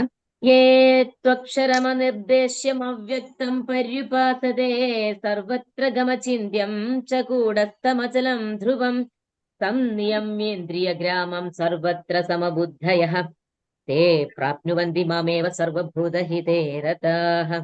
എന്നാൽ ഇന്ദ്രിയങ്ങളെയെല്ലാം നിയന്ത്രിച്ച് എല്ലാവരിലും സമഭാവനയോടെ സർവ്വജീവികളുടെയും നന്മയിൽ തൽപരരായിക്കൊണ്ട് ഇന്ദ്രിയങ്ങൾക്ക് ഗോചരമല്ലാത്തതും അവ്യക്തവും സർവ്വവ്യാപ്തവും അചിന്യവും സ്ഥിരവും മാറ്റമില്ലാത്തതും ഉറച്ചതും ആയതിനെ നിരപേക്ഷ തത്വത്തിന്റെ ഈ പറഞ്ഞതൊക്കെ എന്താണ്? വ്യക്തിശൂന്യ സങ്കല്പത്തെ കുറിച്ചാണ് ഈ പറയുന്നതൊക്കെ. എന്താണ്? അവ്യക്തം, രൂപമില്ല, സർവ്വവ്യാപിയാണെന്ന് അറിയാം, സർവ്വവ്യാപ്തവും അചിന്ത്യവും സ്ഥിരവും മാറ്റമില്ലാത്തതും ഉറച്ചതും ആയ നിരപേക്ഷ തത്വത്തിന്റെ വ്യക്തിശൂന്യ സങ്കല്പത്തെ. അപ്പം വ്യക്തിശൂന്യവാദികളും എന്താണ്? ഭഗവാന് രൂപമില്ലെന്നുള്ളത് മാത്രമേ അവരോട്, ബാക്കിയുള്ളത് എന്താണ്? ഭഗവാൻ ശാശ്വതനാണെന്ന്, ആ ഒരു പരമസത്യം ശാശ്വതനാണെന്നും അത് സർവ്വവ്യാപിയാണെന്നും അത് സ്ഥിരമാണെന്നും അത് അചിന്യമാണെന്നും അവർക്കും വ്യക്തമായിട്ട് അറിയാം. പക്ഷെ രൂപമില്ല എന്ന് മാത്രം അവർ വിശ്വസിക്കുന്നു. അപ്പൊ അങ്ങനെയുള്ള അവരുടെ ആ വ്യക്തിശൂന്യ സങ്കല്പത്തെ പൂർണ്ണമായും ഉപാസിക്കുന്നവരും ഒടുവിൽ എന്നെ തന്നെ പ്രാപിക്കുന്നു. ഇതേ കാര്യം ഭഗവാൻ മുന്നേ ഒരു അധ്യായത്തിൽ വളരെ വ്യക്തമായിട്ട് പറഞ്ഞിരുന്നു. ഭഗവാനെ നേരിട്ടല്ലെങ്കിലും അവർ ക്രമേണ അനേകം ജന്മങ്ങളിലൂടെ അവർക്ക് ആ ജ്ഞാനം ഭഗവാൻ കൊടുക്കും. കാരണം എന്താണ്? ആ പരിപൂർണതയിലേക്ക് എത്തുവാനുള്ള അവർക്ക് അറിയാത്തത് കൊണ്ടാണ്. അതുകൊണ്ട് ഭഗവാൻ അവർക്ക് കാരുണ്യം കൊടുക്കുകയാണ്. അവർ ആത്മസാക്ഷാത്കാരത്തിലേക്ക് ഉയരുവാൻ വേണ്ടിയിട്ട് അവർ വളരെയധികം കഷ്ടപ്പെടുന്നുണ്ട്, കഠിനാധ്വാനം ചെയ്യുന്നുണ്ട്, വളരെ ഉത്സാഹത്തോട്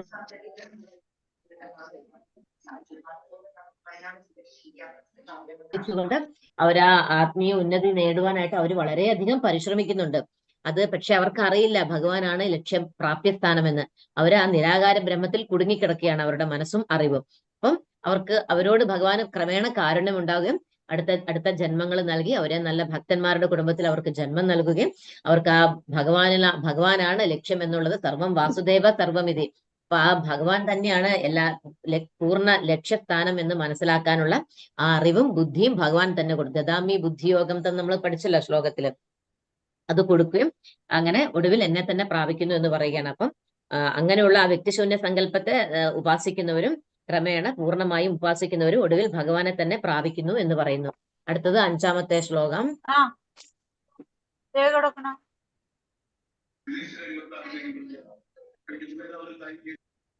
ക്ലേശോ അധികതരസ്തേഷാം അവ്യക്താസക്തചേതസാം അവ്യക്താ ഹി ഗതിർദുഃഖം ദേഹവദ്ഭിരവാപ്യതേ. പരമപുരുഷന്റെ അവ്യക്തവും വ്യക്തിശൂന്യവുമായ ഭാവത്തിൽ ആസക്ത ചിത്തരായവർക്ക് പുരോഗമനത്തിന് പ്രയാസമേറും. ശരീരികൾക്ക് ഈ വഴിക്കുള്ള മുന്നേറ്റം സദാ ദുഷ്കരമാണ്. അപ്പൊ പറയുകയാണ്, ഭഗവാന്റെ അവ്യക്തിഗത ഭാവത്തിലും വ്യക്തിശൂന്യമായിട്ടുള്ള ഭാവത്തിലും ആസക്തരായിട്ടുള്ളവർക്ക്, ഇപ്പൊ പറഞ്ഞ അവ്യക്തിഗതവാദികൾക്ക് എങ്ങനെയാണ് അവർക്ക് ആ പുരോഗമനത്തിന്, ആധ്യാത്മിക സാക്ഷാത്കാരത്തിൽ ഉയരുവാൻ എന്താണ്? അവർക്ക് വളരെയധികം പ്രയാസം അനുഭവിക്കണം. കാരണം അവര് യോഗ അഭ്യസിക്കും, അല്ലെങ്കിൽ എന്താണ്, അവര് പലതരത്തിലുള്ള ആധ്യാത്മിക രീതികൾ അവര് അതിലൂടെ പരിശീലിച്ചിട്ടാണ് അവർക്ക് ഒരുപാട് ജന്മങ്ങൾ എടുത്തിട്ട് മാത്രമേ അവർക്ക് ആ ഒരു പരിപൂർണതയിലേക്ക് എത്താനായിട്ട് സാധിക്കുള്ളൂ. അപ്പം പരമപുരുഷന്റെ അവ്യക്തവും വ്യക്തിശൂന്യവുമായിട്ടുള്ള ഭാവത്തിൽ ആസക്ത ചിത്തരായിട്ടുള്ളവർക്ക്, അങ്ങനെ പറയുന്നതിന്റെ അർത്ഥം മനസ്സിലായല്ലോ. അപ്പം അവ്യക്തം എന്ന് പറഞ്ഞാൽ ഭഗവാനെ രൂപമായിട്ട് സങ്കല്പിക്കുന്നു. ആ രൂപം എവിടുന്ന് വന്നതാണ്? അത് ഭഗവാന്റെ തന്നെ ശരീരത്തിലെ പ്രകാശമാണ്. അതുകൊണ്ടാണ് അതിനെ അവ്യക്തം, വ്യക്തിശൂന്യം എന്ന് പറയുന്നത്. അതിനപ്പുറമുള്ള അറിവില്ലാത്തവർക്ക് എന്താണ്, ആധ്യാത്മികതയിലേക്ക് പുരോഗമിക്കുവാനായിട്ട് വളരെ പ്രയാസമേറുമെന്ന് പറയുകയാണ്. അപ്പം ശരീരികൾക്ക് ഈ വഴിക്കുള്ള മുന്നേറ്റം സദാ ദുഷ്കരമാണ്. അപ്പൊ ശരീരബോധത്തിലുള്ളവർക്ക് ആ വഴിക്കുള്ള മുന്നേറ്റം വളരെ ദുഷ്കരമാണെന്ന് പറയുന്നു. ഭഗവാന്റെ അവ്യക്തവും അചിന്യവും അവ്യക്തിഗതവുമായിട്ടുള്ള ഭാവത്തെ ലക്ഷ്യമാക്കി മുന്നേറാൻ ശ്രമിക്കുന്നവരെ ജ്ഞാനയോഗികൾ എന്നാണ് പറയുന്നത്. എന്താണ്? ഭഗവാന്റെ അവ്യക്തിഗത ഭാവത്തെ ലക്ഷ്യമാക്കി മുന്നേറാൻ ശ്രമിക്കുന്നവരെ ജ്ഞാനയോഗികൾ എന്ന് പറഞ്ഞു. എന്നാലോ തികഞ്ഞ കൃഷ്ണാവബോധത്തോടെ ഭഗവാന്റെ സേവനത്തിൽ ഏർപ്പെടുന്നവരെ എന്താണ്? ഭക്തിയോഗികൾ എന്ന് പറയുന്നു. അപ്പം ജ്ഞാനയോഗവും ഭക്തിയോഗവും തമ്മിലുള്ള വ്യത്യാസം എന്താണെന്ന് ചോദിച്ചാൽ അതാണ് ഇവിടെ പറയുന്നത്. ജ്ഞാനയോഗികളായിട്ടുള്ളവർക്ക് അവരുടെ ആ ജ്ഞാനത്തെ സാക്ഷാത്കരിക്കുവാന്, അവരുടെ ആ ജ്ഞാനം പരിപൂർണതയിലേക്ക് എത്തിയിട്ടില്ല. അപ്പൊ ആ ജ്ഞാനത്തെ സാക്ഷാത്കരിക്കുവാനായിട്ട് അവർക്ക് വീണ്ടും വീണ്ടും ജന്മങ്ങൾ എടുക്കേണ്ടി വരും. അവർക്ക് ഒരുപാട് ആധ്യാത്മികതയിലേക്ക് ഒരുപാട് ഉയരേണ്ടിയിരിക്കുന്നു. ഒരുപാട് പരിശീലനങ്ങളും ഇന്ദ്രിയ നിയന്ത്രണവും അറിവിലേക്കും അവർ കൂടുതൽ എത്തേണ്ടിയിരിക്കുന്നു. അപ്പം അവരുടെ ആധ്യാത്മിക പുരോഗമനത്തിൽ ഒരുപാട് പ്രയാസമേറുന്നു. അപ്പൊ അതുകൊണ്ടാണ് ജ്ഞാനയോഗികൾക്ക് എന്താണ് ഭഗവാനെ സാക്ഷാത്കരിക്കുന്നത് സുദുഷ്കരമാണ് എന്ന് പറയുന്നത്. പക്ഷെ ഭക്തിയോഗികൾ എന്താണ്? അവർക്ക് നേരിട്ട് ഭഗവാനെ കുറിച്ച് അറിയാം, അവർക്കറിയാം പരമലക്ഷ്യം ഭഗവാനാണെന്ന്. അതുകൊണ്ട് തന്നെ അവർക്ക് വളരെ എളുപ്പത്തിൽ തന്നെ ആ പരമലക്ഷ്യത്തിലേക്ക് എത്തുവാനായിട്ട് സാധിക്കുന്നു. അപ്പം ഭഗവാന്റെ അവ്യക്തിഗത രൂപത്തിലേക്ക് ലക്ഷ്യമാക്കി മുന്നേറുന്നവരെ ജ്ഞാനയോഗികൾ എന്ന് പറയുന്നു. തികഞ്ഞ കൃഷ്ണാവബോധത്തോടെ ഭഗവാന്റെ സേവനത്തിൽ ഏർപ്പെടുന്നവരെ ഭക്തിയോഗികൾ എന്ന് വിളിക്കുന്നു. അപ്പൊ ജ്ഞാനയോഗം ഭക്തിയോഗവും തമ്മിലുള്ള വ്യത്യാസം ഇതാണ്. ജ്ഞാനയോഗം വളരെ ദുഷ്കരമാണ്, ഭക്തിയോഗം വളരെ നിഷ്പ്രയാസവുമാണ്, എളുപ്പമുള്ളതും വളരെ ലളിതമായിട്ടുള്ളതുമാണ്. അപ്പം എന്നുള്ളതാണ് അവിടെ മനസ്സിലാക്കേണ്ടത്. അപ്പം ബാക്കി ശ്ലോകങ്ങള് നമുക്ക് അടുത്ത നാളത്തെ ക്ലാസ്സിൽ പറയാം. ഹരേ കൃഷ്ണ കൃഷ്ണ കൃഷ്ണ ഹരേ ഹരേ ഹരേ രാമ രാമ രാമ ഹരേ ഹരേ. വാഞ്ചാകൽപതരുഭ്യശ്ച കൃപാ സിന്ധുഭ്യേവ ച പതിതാനാം പാവനേഭ്യോ വൈഷ്ണവേഭ്യോ നമോ നമഃ. അനന്തകോടി വൈഷ്ണവ ഭക്തവൃന്ദ കീ ജയ്. ശ്രീല പ്രഭുപാദ് കീ ജയ്. ഗുരു മഹാരാജ് കീ ജയ്. ഹരേ കൃഷ്ണ. ഹരേ കൃഷ്ണ. എല്ലാവർക്കും പ്രണാമം. ഹരേ കൃഷ്ണ. ഹരേ കൃഷ്ണ. ഹരേ കൃഷ്ണ. പ്രണാമം എല്ലാവർക്കും. ഹരേ കൃഷ്ണ മാതാജി. ഹരേ കൃഷ്ണ. ഹരേ കൃഷ്ണ പ്രഭുജി. ഹരേ കൃഷ്ണ. ഹരേ കൃഷ്ണ.